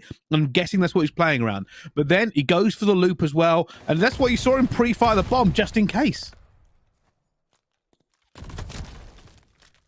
Oh, Grad's going to get caught out on mid-map. It's one of those positions where you try and wrap through and you need to get something working quickly because if you get caught out in the middle of the map and you're on the wrong side, it's not ideal. All of a sudden, it's a 4v3. Bomb is down for Cilio Signs. Rafi will find a pick. 3v3. Had to be weak, surely. 3v2. Well, Nelson's still playing around it as well, but now it's going to be Depper again. And now Niall left in the 1 versus 3. Is this clutch going to be too far, considering he has to defuse? And they already are pre-firing him.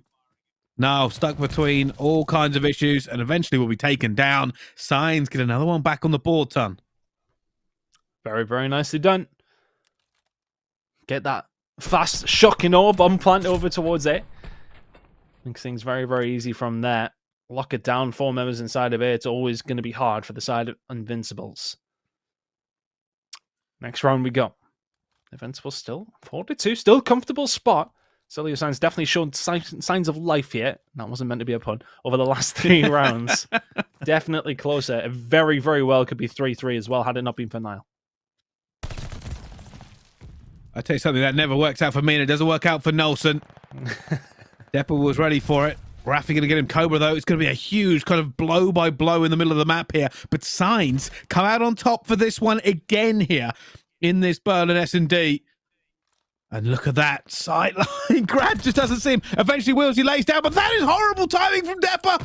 He gets caught. That is so unlucky. He was ready and waiting for so long. Back to a 2 versus 2. Grad looking for information. I think that was shots from D3 there. He hadn't seen anyone either. And he might get caught because of it. You've seen them on the minimap, and so did Niall. Is this rap actually going to work out here for Cobra? Oh, he doesn't have the sniper either. He's watching the shots. There you go. Niall goes down 1v1. Cobra may have pulled some magic out of the hat. Grad has no idea where he's gone now. The only thing he knows for certain is that B may be off the table, picks the bombs and runs. And Cobra's figured it out. He said, right, if nobody's coming for it and that bomb's disappeared, it's clearly going towards A. Now, where does Grad choose to go? Cobra ready and waiting. The fact that he sees nobody there gives him the information that he should be on the left-hand side of this huge map. At least he's not in fire. Gives him a good idea, though. Is he going to catch Grad here? Oh, Bricey. He's already in the site. He's checking it. He does check the first test, but not the second. And down he'll go. Tries to hit the spin, but not going to be quite enough. And he checked one corner. And that is the issue. Just had no idea where he'd gone here. You can see Cobra almost got all the way around, but it wasn't going to be. Grad was ready for him. Nicely done, Grad. Cobra narrowly with 1 versus 2. Could that be the difference? Niall can find his clutch. This time around, Cobra cannot find his. 5-2 now. It's a bad scoreline if you're Cilio Signs. You need 4 rounds in a row. You've only managed to find 2 so far in the first 7. Not looking likely. It's looking like a big hit over towards A here. Bryce, shot's going to be coming in from Cobra already. Lining up the angles. Is Grad going to give him the opportunity? Well, the info is there for Cilio Signs. They know he's inside the bomb site.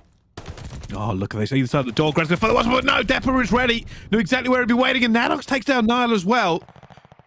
Clinical and concise coming through. Rafi gets D3, but that only brings it back to a 3 versus 2. Nelson with a sniper.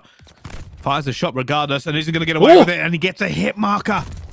At least Rafi in a 1 versus 3. Doesn't matter. Niall says, all right, I'm taking everybody's name. Very, very tough there for the side of Nelson. You find anything else with a hit marker there and it becomes doable. Rafi then goes for the challenge. Nadux ready and waiting. Still match point for the side of Invincibles here. Can they keep the ball rolling?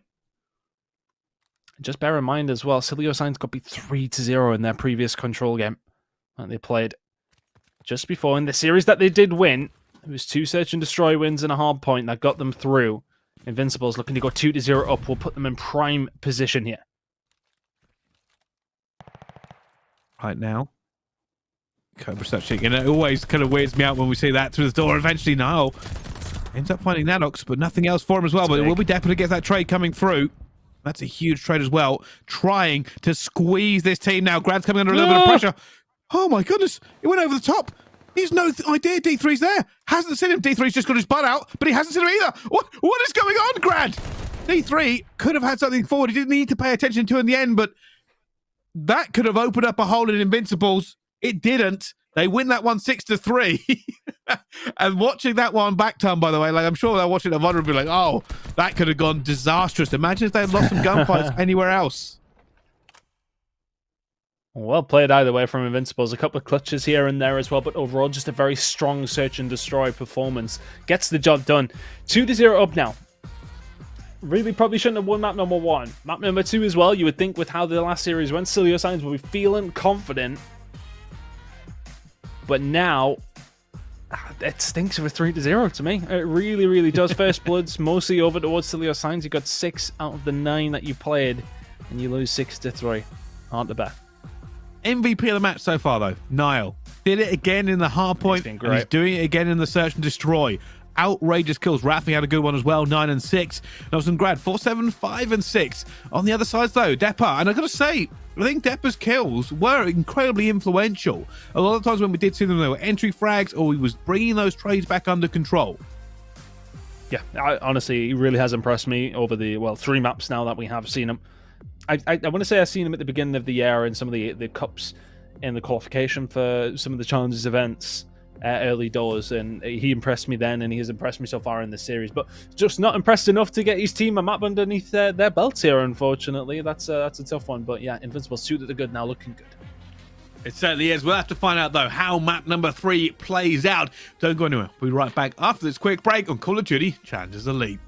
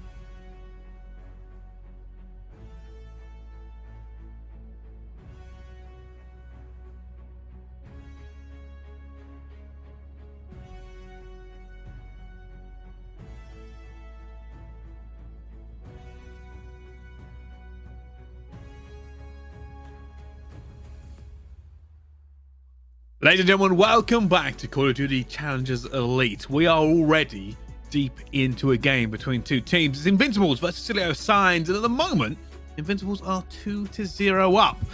And we've got to talk a little bit about the series that we've seen so far, Ton, before we go any further into our control, because the hard point was pretty exciting.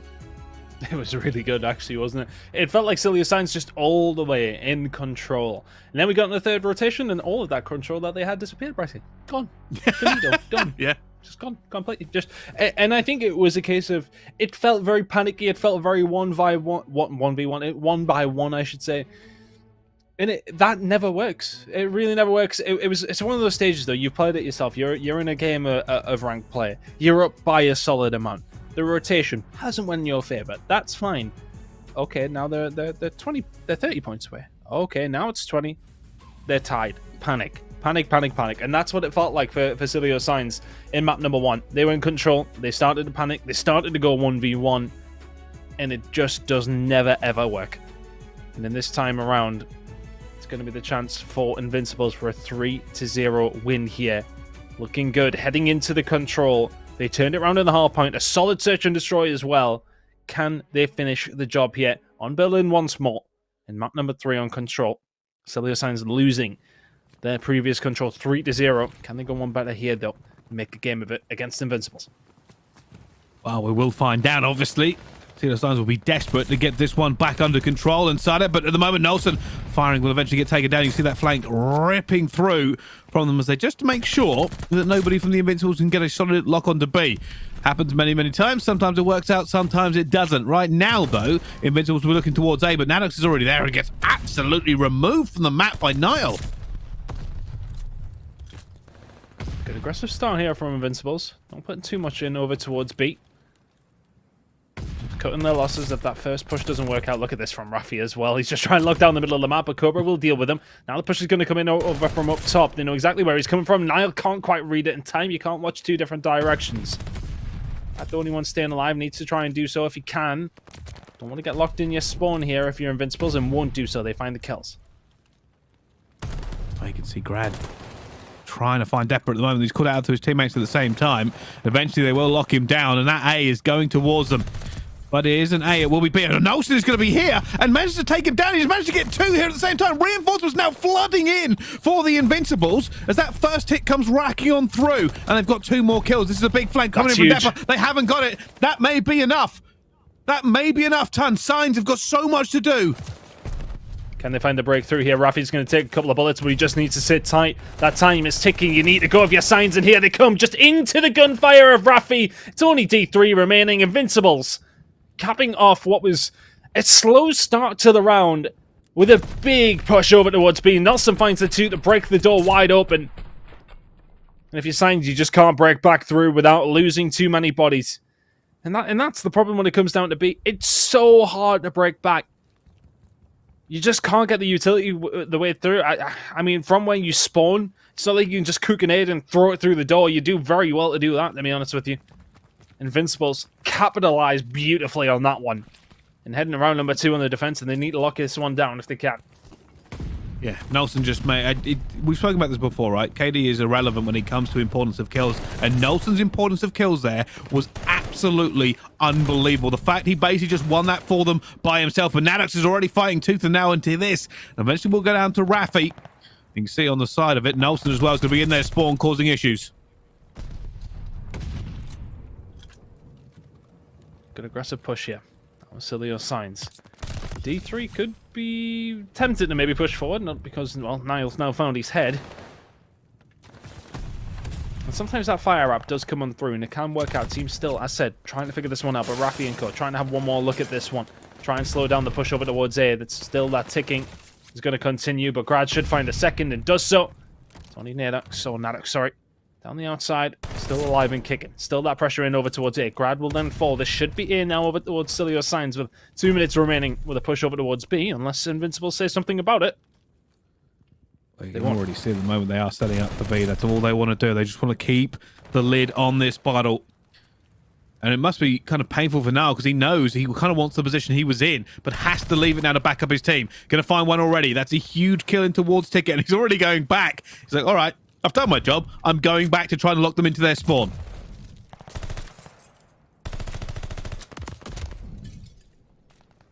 Cobra now forced away. B is going to be the angle, but I love this from Niall. Good shots. 5 spree for him. He should surely fall, but just slowing them down. I love the pressure that comes in. If you can get up to that spot down this right-hand side. Now, what you can do is you can cut them off from Dock when the push does come through. You can butter them up as they're coming out of their spawn, basically. And it basically forces Cilio Science to either have to go all the way around through Docks and Fire or go through mid-map. And you can set up for that as best as you can. Cobra is going to find one in the middle of the map, though. Rafi now outside of the window, slowing this down as best as he can. Doesn't want to peek that anymore. 3 Cilio Science players looking at him. And especially for that player in Grad, though, if he is playing that position. Yes, okay, if the push comes through from Cilio Science, and even if they find the kills on the outside, he's in a good position to flank, but he gets taken down. Cilio Science in a good spot. They're just trying to keep this pressure up. Essentially, what they're trying to do is just get that one benefit, that one good set of trades that breaks this open for them. And now here comes the pressure as well. This might be enough. This might be it. 2 more players left for them to take down at the same time. But there's just enough kills going the way of the Invincibles that is stopping them getting into it. Cobra trying to play his life as well, opening that door, allowing the rest of Science to get somewhere near this control point. Nelson inside, locking it down. Good gunfight win on the outside, though. So a little bit of pressure here for Cilio Science. 15 seconds to go. This needs to be pretty much perfect. Invincibles, they're ready, they're waiting. The push about to come in. The trades are going to go in the way of Cilio Science. That's 2 for 1 so far from them. Rafi needs to stay alive. Nadok's around the outside. He's going to find that push, but D3's he there as well. Yes, he is. Grad's able to trade it. 6 seconds. Oh, Cobra has to do the impossible here. Nelson just going to try and stay alive. And look at that. Turns into the pillar eventually. And down he goes. The Invincibles win it. And now they're 2-0 up in the control ton. Looking very, very good for the side of Invincibles here. No complaints so far. Great attack. Solid defense as well. It's just so hard for Cilio Science now. They really have been just outdone here in this whole game. Niall, 13-6. He's having a good series, Bryce. Very good series. He's having an incredible series at the moment, Niall. There is a benefit here for Science. Win their defense and have another go at that attack next time around. That's all they need to concentrate on now is locking this down. Don't worry about round 5. Don't worry about anything else. You have to just win this defense and can keep this series going. At the moment, though, they are struggling just a little bit. There's already, you can see the Invincibles coming through, but it will be Cobra and Adox to lock it. And they've done just enough. They have pushed them back here. This is going to force Invincibles to go towards A. You're going to have to limp towards A, if anything, Bryce. Oh, right, we can already see. Though, yeah, no, they got a little bit of purchase here. Bryce, yo, Grad's in trouble. Deeper staying alive. But Grad also staying alive. Well, right now, it's going to be a bit of trouble for them as they are putting the pressure on this one. And this is the lives ticking away for the Invincibles. That's not what they wanted. No, staying alive here as well. And he knows his teammate's going to be spawning with him. And you've got D3 all the way over to that very familiar position. Back train sitting on that incredible cover. It makes your job nigh on impossible. Even though that player isn't doing it much, right? The spawn manipulation is more valuable than the kills. Now. I'm going to try and force their way through somehow. A push around Docks might work out. I think if you're Invincibles, you have to remember you at least have a defense to fall back onto here. Whether or not we deem what's the easier side on building yet, we're not too sure. Shots in from Grad, though, trying to lock this one down. We don't automatically default to the defense being maybe a little bit easier as Dipurico trying to put that example in point. There's 2 kills come through for him. 7-15 hasn't necessarily had the best of maps. He is going to fall. It looks like Invincibles will get a hold of A. Cilio Science still having another look here, though. More than a look, Brycey. It is frustrating to have to chase those players around here eventually, but now the biggest issue for them. Invincibles have to fight their way through the long spawn of this map or go back and try to clean out Ticket. You can already see D3 coming under a little bit of pressure. Finds Niall, but doesn't get the kills going down. Nelson's going to find Epper as well. He calls out at the same time, and this is now trouble for Science. There are members here of Invincibles in force, and they are looking to break it forward, and then they get all the kills. All the kills come through. Science can breathe a sigh of relief.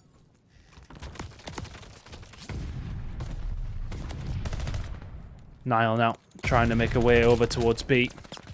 It's hard though when you're in this position, especially when you see Deeper already pushing through.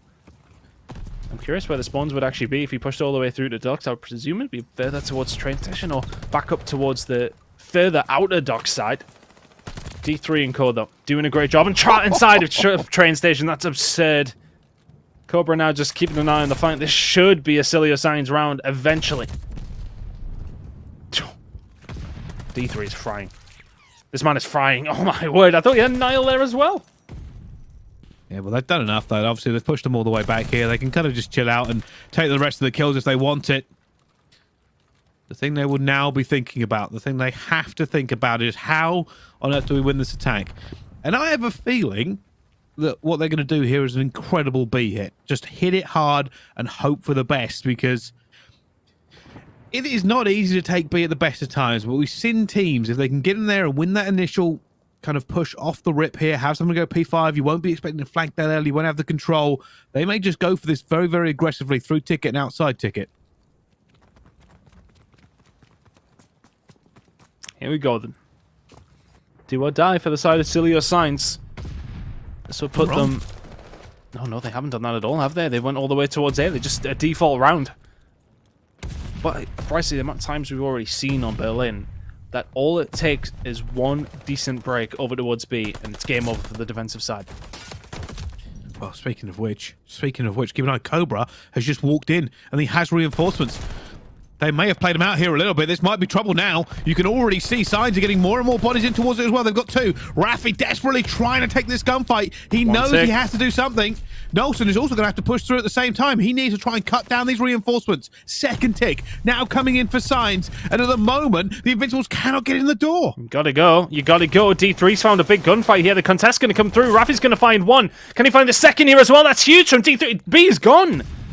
Oh, what a complete fumble from Invincibles. There was nobody here. Oh, is it gone? Grad finds himself inside the point, and all of a sudden it's only Cobra left. And how on earth did they keep holding? First of all, how on earth did they let them just slip through?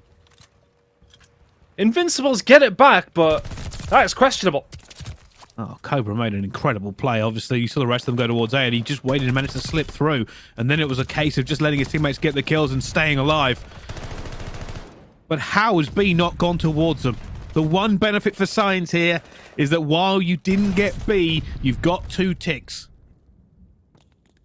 Need to get a hold of A here. They're going to. Oh, are they? Just about contested. Nelson then going to go for the challenge himself as well. Could only find one. Gets traded out. Nile dies as well. Looking at the lives, though. Slightly over towards Cilio Signs. Push is going to start coming on through. And yeah, okay, I love the positioning from Raffi. It's one we've seen time and time again. He's going to be able to get that flank. But if his team go down inside of B, he is going to have to be fast here. Oh, Grad is that's the easiest two you're ever going to see. They were just standing still, waiting for Grad to shoot them in the side of the face. Nicely done, and now they can force them all the way back. Great shots from Raffi. Nile gets caught. Nile gets caught. This is dangerous now. Which way is Grad going to go? Finds one. Cannot find the second. Who's going to be there to rebuttal this push? Inside of B they go. Raffi will find a very, very important kill, but these kills being traded. Works for Cilio Signs. They're in a good spot. Yeah, Invincibles cannot afford to really even lose a gunfight at this point with only one tick left to go, and that's Debba just breaking the door down. Already it's ticking up. Grad's coming through, but he's been taken down by Cobra, and that's going to be it, surely. There's nothing they can do. Debba's on a 5 streak, and they bust the door wide open and take this all the way to a round 5, and I'm trying to figure out who's got the defense. I have a feeling like it's Signs. I think you might be right. Honestly, with the way that Invincibles were playing that, I was kind of like, I haven't really counted. And there you go, it is Signs. But we've seen 2 attacks when we've seen 2 defenses one. So, well, who would you give the advantage to? You would probably always still want defense, right? Well, let's find out. Let's find out entirely. Right now, big B push coming in. Invincibles looking for this one straight away. Raffi already getting that first blood. Has managed to take down the player on the outside, but there are bodies here from everybody. Can they manage to find a way through? Nelson finds the first one. Looking for D3 in the corner. He's going to call it out regardless for it as well. Debba goes down, and now the Invincibles are in there in force. That is going to be a quick B if they can make it. Niles looking for the reinforcements. He's gone all the way up towards it. He's going to be looking over. And at the moment, there's just nobody from Signs able to get through. He's let one actually go through all the way into Ticket. D3's There through. might be something, but Grad's picked it up, and only Depper can make this one happen. The miracle play coming through for him. As the rest of the team are evaporated, but no, Rafi gets it, and now gets the second one, kills them as well, and B has been taken in record fashion, and this is an absolute whooping on this one, because it's 27 and 18 ton. Oh, that's a strange gunfight down the outside, but I want to give real big props to Niall. As soon as a few kills go down, finds himself top fire, and he has that cut locked down. Good play here from Cilio Signs, though. That's going to be 3 dead. That's going to make it 4 here, and they're going to get spawned all the way towards train station. They have to be careful. I thought that game was just about over, but they have found a string of kills. D3 gets another one. Huge life deficit going through. Niall's actually trying to fight through Ticket. Goes down as well. Uh-oh. And it was 27 to 18. It's now 19 to 18. All these kills going their way. Only Nolson can answer back. And we talk about it, yeah. 4 dead when you're on the defensive side of things. Very, very bad. But when you're on the attack, you got to be so careful because you can get pinned in. The defense is going to falter just a little bit, though, as Deepa will fall, and you can see this shot as we now push around the outside of docks. Rafi has found a route through. Can he find a kill? Yes, he can. D3 is the first on the chopping block. Grad's going to find one at the Nadox as well here. Takes one good push from the side of Invincibles to lock it down. Is the timing going to work out here for Rafi? Yes, it is. Deepa falls also. That's ticking up quickly. Yeah, and it's a disaster. It's such a big spawn away coming in for Signs. Trying to get through at the same time. You can see Nafi, sorry, Niall kills Grad. But look at this, Depper managed to get through again. It's always him making these entry kills that are so vital for his team. And staying alive with D3. He's trying to get that pistol kill as well. And they are holding on by fingertips. He's done well. It's literally by the hair on their chinny chin chin at the minute. Brycey D3 can't find the kill. Nelson will find a second. Deepa's still lingering. Both teams kind of trying to just posture just to have one final shout at this one. Deepa's still alive. Skating around the stairs. Can he find one? And Grad as well. That's absolutely huge. The rest of Invincibles floundering here. They still have time, but Cilio Signs, 5 lives to Invincibles is 8. If I was Invincibles, I would slow down. They don't know what's going on at the moment. They just cannot dig them out here. It's like ticks on a dog. Signs refuse to be removed from A. At the moment, though, they've got a kill, but it will be Depper. They're going to go for the challenge as well. Grad has seen him. He's waiting. He's waiting to make his move here. Finds the first one. Gets away with it again. Still alive at the same time. Rafi trying to hunt him down. And eventually, oh my God. Depper still playing alive. Oh my God. Gets another one. 3v3. Absolute shocker. At the moment, the Invincibles are only 10 seconds away from losing a game that should have been all wrapped up. Can they do it? Can they find the pick? D3 is going to go down into 3v2. Deepa has been an absolute man-mountain on these stairs as the clock has been stopped. Deepa will find another one. It's 5 in a row from him. Cobra will find one as well. It's a 1 versus 2, and the job is done from Cilio Signs. Deepa, what was that? Just refused to go down. Refused to walk away from the A site at any point. And he just kept shutting them down on the stairs. And Cobra as well, by the way, 40 and 26. Every bit of the hard point where Signs will be feeling gutted about it, Invincibles will be feeling just the same on that ridiculous, ridiculous control point. I thought they had it. It was 27 to 18, and they captured B. I thought it was a lock. I thought it was job done. Absolutely absurd. Game number 3 from these two. Rafi and Co. looked done and dusted in that final round. It really did. Especially with that B capture that comes in so quickly. Crazy. I don't even know how to really quantify that. Just staying alive. By the way, look, keep on the score there. It was 8 and 19 for Depper. Like, just not having a good game. And just look at the way he catches up. All the way for it. Just refuses to die here over and over again.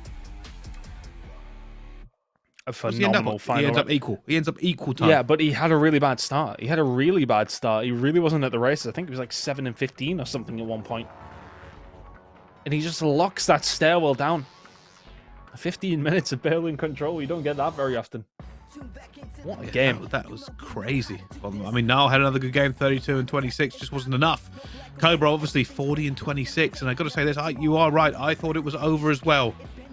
There is no way that Cilio Sign should have been able to hold A with that big of a kill difference for that long. And they did. They really did. And now they have another chance at life going into the hard point. I think you're right, though, to point out Cobra. What a game from him there. Very much one of the influential factors in Cilio Sign somehow staying in this game. Now we go to a Berlin hard point. And who is the momentum with? That's the question. Wow. I really don't know. After that first hard point, you felt like it was all Invincibles. Coming into this as control as well, you felt like it was Invincibles. They had a great attack, Invincibles. Then Cilio Signs, they win their defense. They win their attack. They get to around 5 and they have the defense. And we're like, okay, they have the defense. This is an advantage to them. Then lose B in dramatic fashion with like no kills coming through. And then somehow, some way, lock it down. And both the hard point and the control have been pretty insane from both teams. Been really close games outside of the search and destroy. Really, really close games. Now onto a Berlin hard point. It's hard to say. It's really hard to say because Cilio Signs were, for the most part, the better team. Although, you know, it's Bacage and it can be just like a little bit mixy. When it comes down to hard point fundamentals, I wouldn't say it's the most map that the map that represents it the most. I would say it's very much about, you know, finding those kills. But Invincibles did a great job in that final rotation of hills, albeit only 3 of them, to find that win.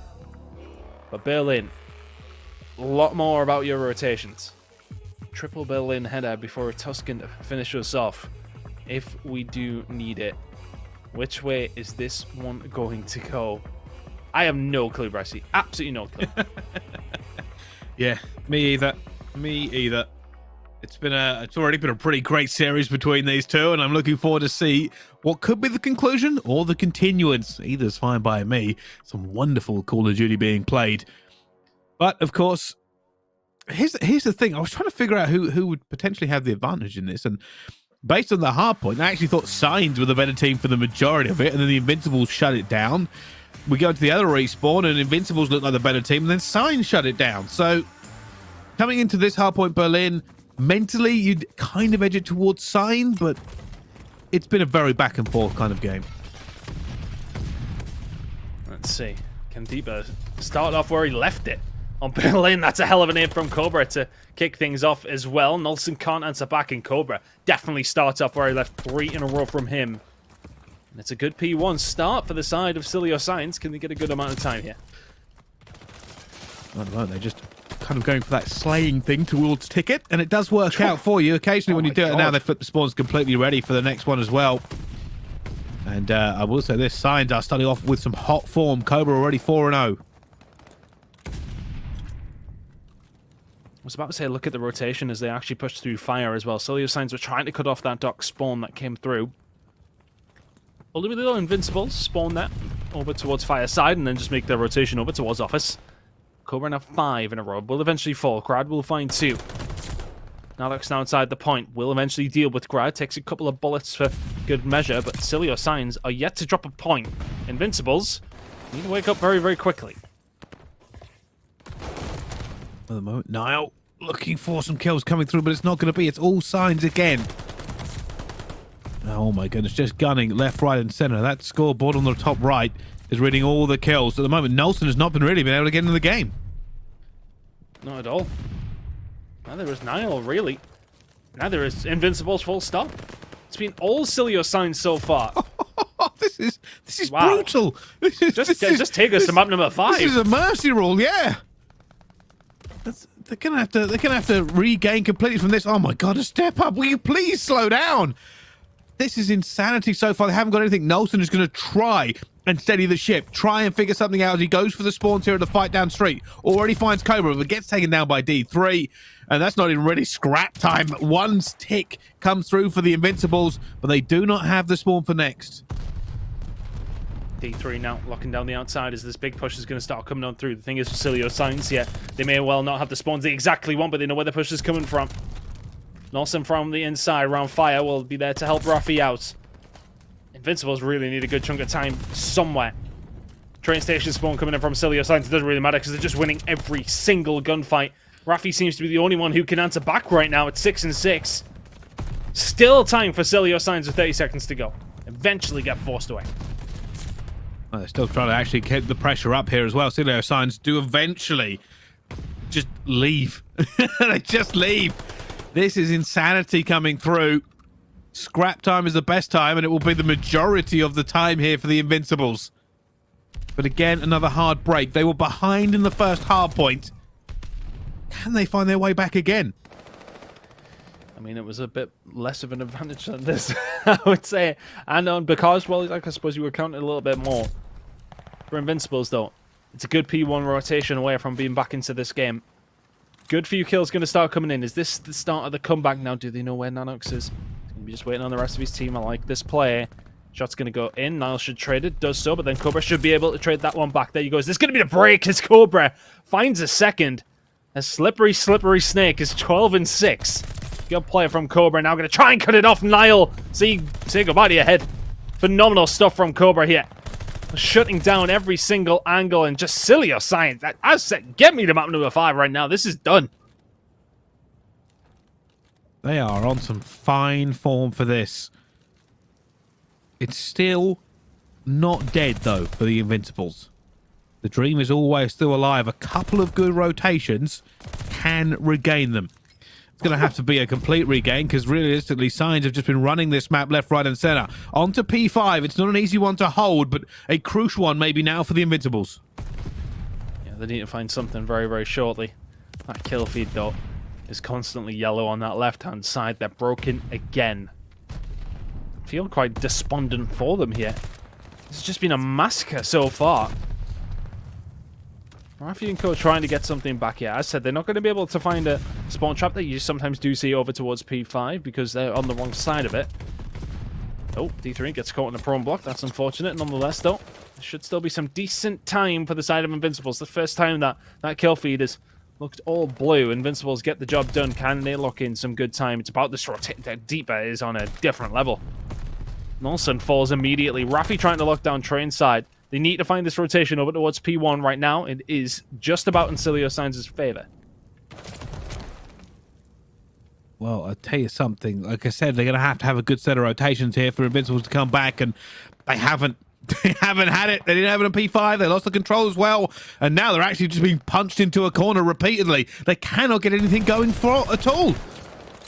And Cilio Signs, obviously, not going to be the merciful kind and let them get out of spawn and come and have a go at P1. At the moment, they'll be lucky to get there for scrap. Grad and Olsen will find 2, though. So maybe this is a route in. Or is Cobra just going to keep going, as he has been doing the last 2 maps? Now from behind is going to eventually allow the team to get a break in here. But the deficit is 115, Brycey. 115 points. Nelson maybe needs to go on a spree here and get a kill streak on the go, potentially. So difficult. Cilio Signs just in the driving seat. It's the same kind of thing we spoke about beforehand, isn't it? When it comes down to these rotations and it comes down to scrap time that you can leave, Invincibles cannot leave much at all now. No, they really can't, and I don't know if they got the same magic they can pull back as they did in the first hard point. That was kind of a similar situation, but somehow this one is worse. They have broken in, though, into P2, which has actually been a problem for them the last couple of times. And now they are in. They have somehow found their way through the door. Here comes Cobra, though. He's 23 and 10. He's the big gun. And he's pre-firing everything coming through and gets taken down by Rafi. Not a lot of impact coming through.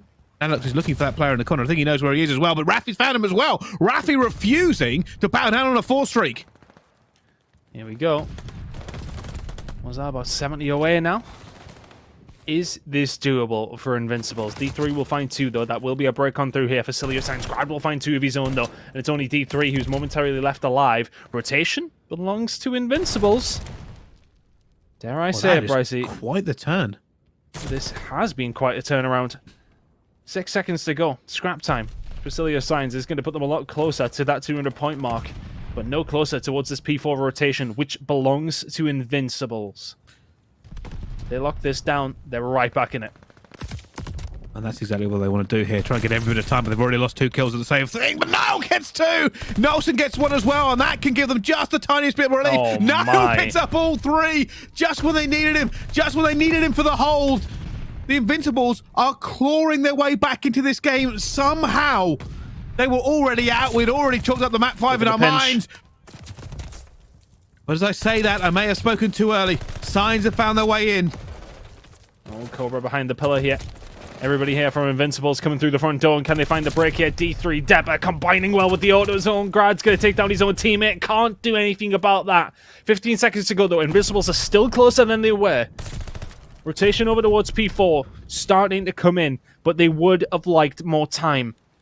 That's going to be about 20 points for the side of Cilio Signs. I would say probably about the same for Invincibles. There is a glaring, you're the first team huge there, issue Bryce. now. Yeah. Train is not easy to get time on. P5 is not easy to get time on. And realistically, the Invincibles cannot afford to split. They just can't let anything go as Raffi is trying to take off some ankles. But there's positioning and gunfights. Cilio Signs just have to be average. They don't have to be incredible. They just have to try and trade this a little bit at a time. Uh-oh. This is difficult now. Cilio Signs are going to have to give up some time here. It's going to be a little chunk of time. The time that gets Invincibles closer. Niall surviving. Niall still surviving. Eventually he does fall. But now you're going to be careful if you're Invincibles. You cannot get pinned back yet. Because heading over towards P5, you will pretty much sacrifice so much time. You need to win gunfights here as best as you possibly can. Niall's the only one who can answer back momentarily. Nelson will find one, can't find the second. This next kill from Niall might actually be important here. And this is the problem. The Invincibles are their backs are against the wall so badly. They can't afford anything to go wrong. D3 already causing issues for them. Now going to almost get gunned himself here. They've got a few kills going down, but the problem is they want to get on that point. They can't afford to until they've completely wiped the team. This will give them an opportunity to get a few. But even now, you can see that they're pushing very, very aggressively. They know the time here is not what's important. Can they get to P1? Cilio Signs already here. Nadox chasing down kills. Oh, I mean, Diva's going to get caught here as well. I see. They still can't afford to give away the time on P5 though. Like I said, they can't afford this. Oh, it's got back onto it. This is huge. Everything. Oh, Grad needs to go off on his own here as well. Looking for them as well. Almost goes down at the same time. Nelson fighting around P5 still. They're trying to get the reinforcements here for this. Oh my Raffi's god. got it. Nelson and Grad have all gone huge somehow, some way. And surely this can't happen to Signs again. Surely they can't be on the cusp of winning a hard point and then Invincibles decide to turn up the heat. 6 spree for Grad. Keep an eye on that if he can find himself another sprees. Glide bombs may well fill the air. It's one huge kill going to come in through. Cobra actually misses his jump and Grad gives away his position. This is a huge kill in the grand scheme of things. D3 is going to find 2 from behind as well. Cobra finds 1 of his own. Grad will find the kill that maybe matters. But is that Cilio Signs in? Is that Cilio Signs forcing him up 5? Well, they're looking for it as well as Niall tries to get through there as well, but he's alone. There's no trade coming through. And Signs, no, they just have to hold one more gunfight and they're good. And it's going to be enough. Cilio Signs, the advantage was just too big for the Invincibles to come back on. And they've taken this all the way to a map number 5 ton. I have no idea how. Honestly, with how Invincibles played the first 2 maps, that is an incredible turnaround from Cilio Signs. But again, for Invincibles, they nearly turned it around in map number 4 there as well, but they cannot get the job done. We will see a map number 5 between these two. I really didn't see that coming. I really didn't. After the first 2 maps, I thought it was a guarantee that Invincibles are just going to walk away with this one. What a turnaround. What a start to the game. Yes, okay, they let the advantage for the most part. It did slip. But for the point is that they had that initial advantage. And that's what creates the problem for Invincibles all the way through.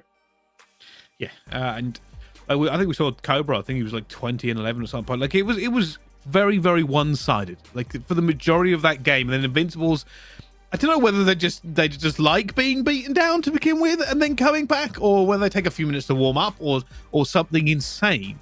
But they almost made that comeback again. They got broken on the P1 eventually, and that was the beginning of the end. They just couldn't get back into it. They had no time for a setup. You saw them running in 1 by 1. And the fact they even managed to get that first rotation into P1 after having to hold P5 as well was pretty incredible. Fantastic game out of Cilio Signs overall. happens when now we somehow find ourselves into a map number 5. That's mental. I'm not too sure how we get. Honestly, I'm not sure how we're here. Well, I'll tell you something. Map number 5 is winging its way towards us in quick fashion. We're going to go to a quick break. Don't go anywhere. We'll see you right after this.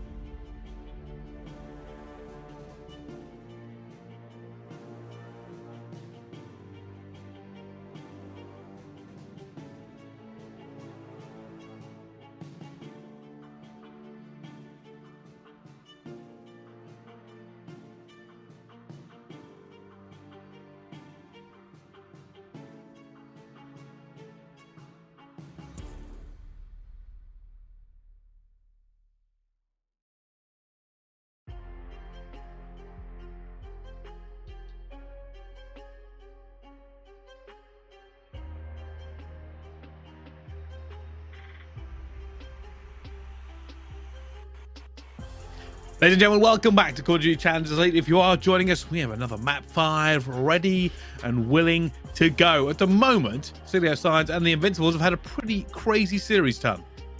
Yeah, it has been a crazy series. Both series the exact same way. The threat of a reverse sweep coming on through. But then we get to map number 5, and it has been the team who have mostly been in control of the series that have walked away with this map number 5. And Cilio Science, for the most part, were not good when it comes down to that first search and destroy that we've seen. They were pretty poor, if anything.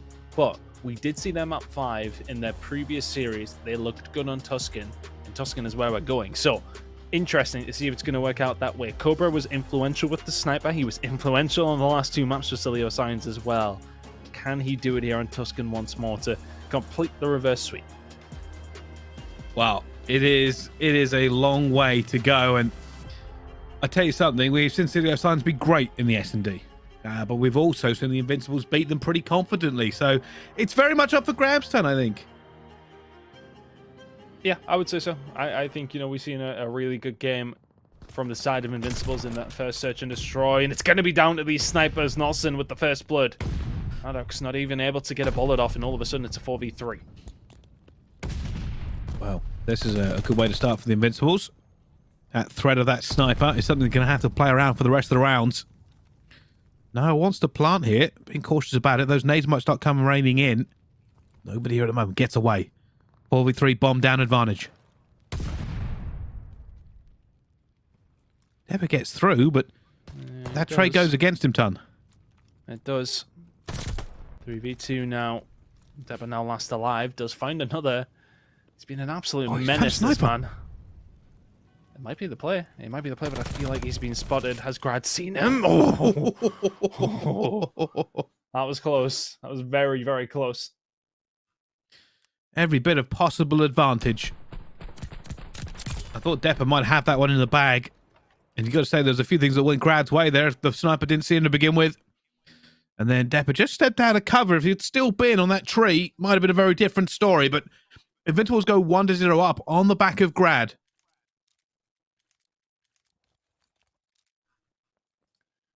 Can they continue this? They were very, very solid. When it did come down to that previous search and destroy. That opening pick always helps when it does come down to Tuscan. Nelson was able to find it last time. Who gets it this time?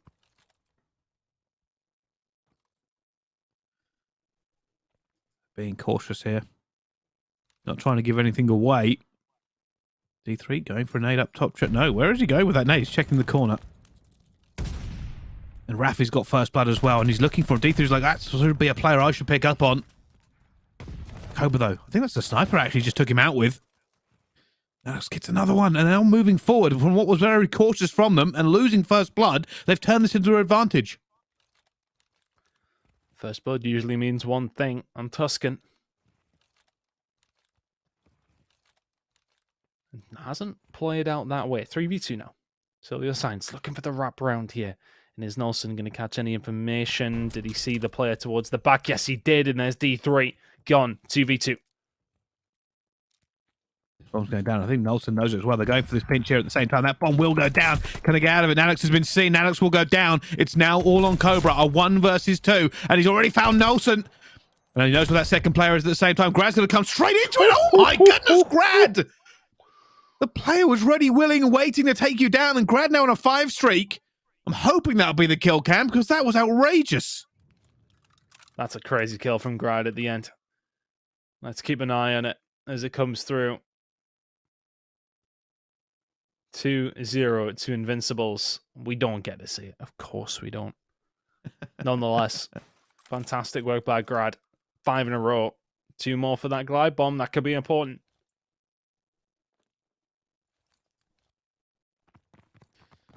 Wow. This has been pretty impressive so far from Grad.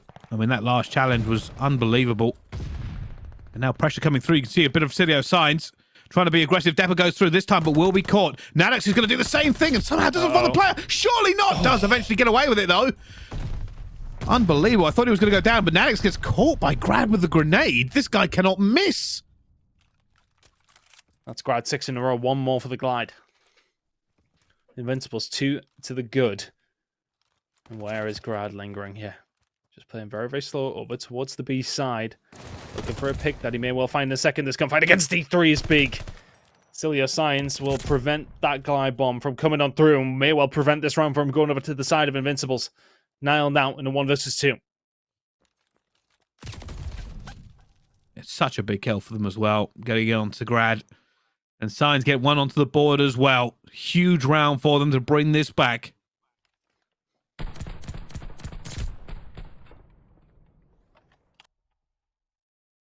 It's a strange one, isn't it?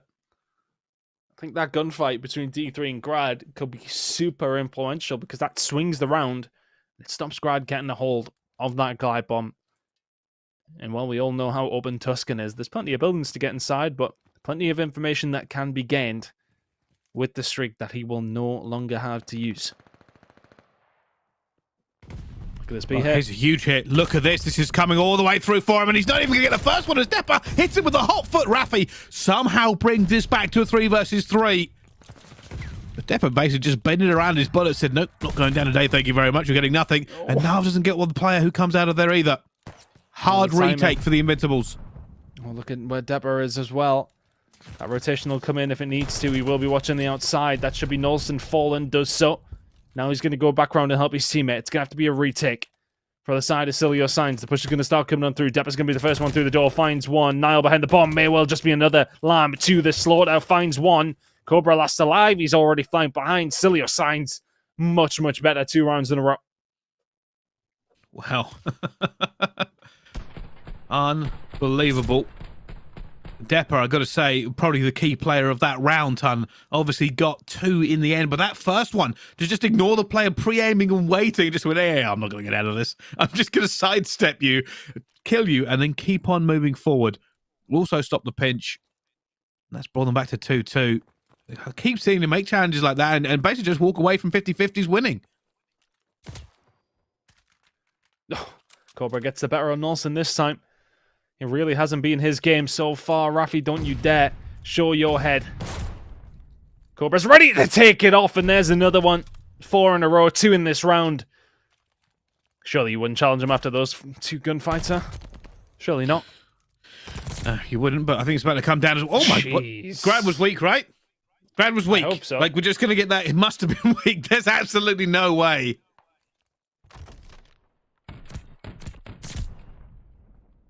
Yeah, it must have been weak. Right? 3 bullets for the rat? I don't know if I hit 3 bullets, just like he died.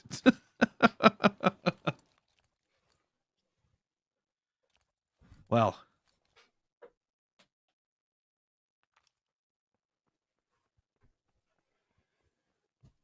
I have no idea which way this one's going. Cobra now on the 5 spree. 2 more for him to get a hold of that glide bomb. Grad was very close to doing so himself. Raffi will open it up though. First blood. The side of Invincibles. That might be a good grenade. Oh, it is good, but not good enough. 21 HP. And now he's in a really good position to kind of hold this one down. He's going to find Cobra, but he doesn't need to. Raffi finds him. D3 gets the trade, and he's going to go up. By the way, I close that window so often here. Finds D3 as well. And now Nadux in a 1 versus 3. Jumps up here. We'll find Niall. No, actually goes for the challenge. Niall could have just played that off for forever. But it's back to 3-3 between these two teams. I'm feeling your pain with that window, brother. Yeah, I've never been more frustrated at a window in my life. I didn't think it was something I would ever have to be mad at, but I hate that window. 3-3. Might as well send us to around 11 at this point. Yeah, really should do. But we'll have to see. Anything could happen in these next couple of rounds. Nadux already being aggressive. Raffi, though, gets Cobra in that first blood. But Nadux managed to get one back, and I'll tell you something right now. They do have an awful lot of map control for this. Nadux is waiting for the challenge that he's expecting to come. Niall slides over first. I don't know if they know they're here. He's seen Niall as well, and tries to gun Niall, but stays down. Deborah will eventually come through and help him out. And Nelson managed to get D3. Yeah, that's what the sniper there as well. So if they'd actually challenged, they should have been able to find Nelson. 4 and 5 from him. He slowed down from what was a hot start.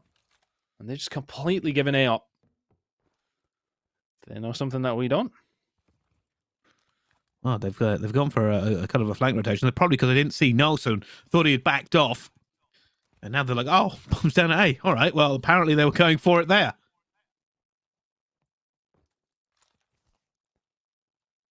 Nelson holding the angle inside of you. Depot now looks like a kill squad. Looking to try and find just some iota of information at this moment in time. They may well be given the information there, though. Raffi's going to have to probably back on down. Look at this aggression coming through the middle of the map. Nelson will find 1 and 2. And Invincibles will find around. Massive plays from them. 4-3 now. And that could have been close. Nadux could have got that transfer over, but it was, I'll tell you something, very, very lucky there from the Invincibles towards that challenge. And also, like, obviously signs backed off. They weren't exactly sure what they were running into, but it could have been such a different story. And obviously the wrap was called. But there is barely any daylight now between these two teams. As we do see signs go onto the attack, Invincibles onto the defense. Either of them just looking for that advantage. Cobra takes a shot, but takes a bullet to the teeth and returns and decides to back off.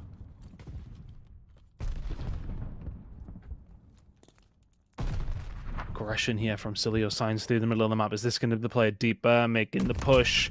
Grad's going to come back in to challenge it, though. That's really, really smart. Can he find a second as well? He's going to tag him up. He's going to challenge him. Wonderful play from Grad in bottom church. That's 2 kills. And this could be a 5-3 lead here for Invincibles. D3 could be a hero play coming in. Do they wrap or do they try and push the issue? They're going straight through. Grad's going to fight him, but no! Oh, he somehow got him! He somehow got him, and now D3's in a 1 versus 2. Either bomb site, by the way, is going to have a member of the Invincibles watching guard. Unfortunately for... Oh, my goodness! Niall stays alive, and that may be the end of this round. If he'd found that, it would have brought it to a 1 versus 1. The fact that Grad's MP40 just killed him inside the church and then those bullets don't kill him, it's tough for D3. It's very tough. Pushing over towards B. Is he going to be spotted on the bomb site? Yeah, Nelson can see him. This will be pushed. He will be dead. 5-3 Invincibles. just a bullet here or there either way, and that's such a different round. Grider played it phenomenally in Church, by the way, to find 3. Wow. Been thrills and spills so far in this search, but there will be one more opportunity. Invincibles win one more round. They take this series. They lost the series last time. Facilio Signs already have one win in the Elite. Is it to be a golden story for Facilio Signs with a reverse sweep, or will the Invincibles eventually just lock this down? Force free for Norton. That's a big grenade as well. I seen it coming over and where Nalux was. 6 HP in a dream, has to back on down. Bomb site control, well and truly in Invincible's hands. Oh, that's a big gunfight, 4v2.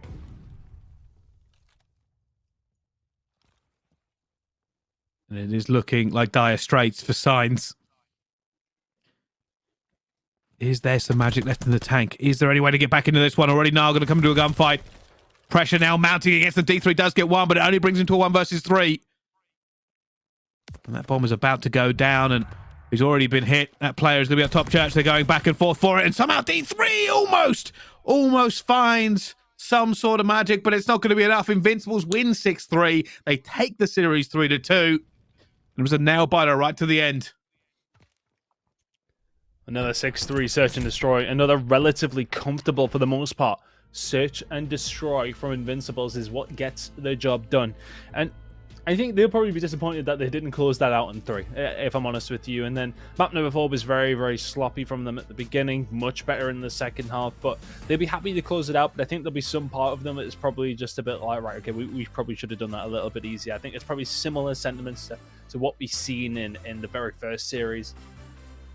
But they will take it, absolutely. Facilio signs of life, I would say, from time to time. That the start of that hard point was phenomenal. The control did so well to lock it down. Search and destroy, which we thought was their strong point, well, not the case here up against Invincibles. No, and what an incredible series. Like, just to reiterate it, the comeback on the Bacage hard point to kick things off. Pretty standard Berlin coming in from the Invincibles, and then the crazy control we saw. Facilio Signs walked away with it, and then Facilio Signs again, massively up in this hard point. And then Invincibles tried to bring it back there, but it went to a map number 5. And Invincibles just proved a little bit too tough in the end time. Yep, fantastic stuff. From the side of Invincibles, they will get it done. Barrier 1, 2, and 5. It's a scary one, that one, because there's always the potential for the reverse sweep. Fantastic stuff from Invincibles. And I think that's going to close it out for the side of Europe. I don't believe there's any other games going on. I haven't been told otherwise. But what a way to come back to it. 2-3-2s, right? Would we have had it any other way? It's always the way, isn't it? As big COD fans know, we certainly wouldn't.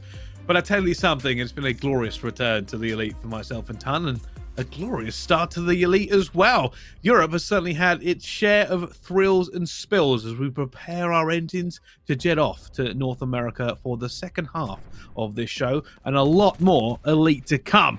Everything that happened in Europe has shown us just the amount of talent we can see and what we can expect from the rest of the season. North America is about to strut its stuff and show us what we can expect from them as well. We'll see you right after this.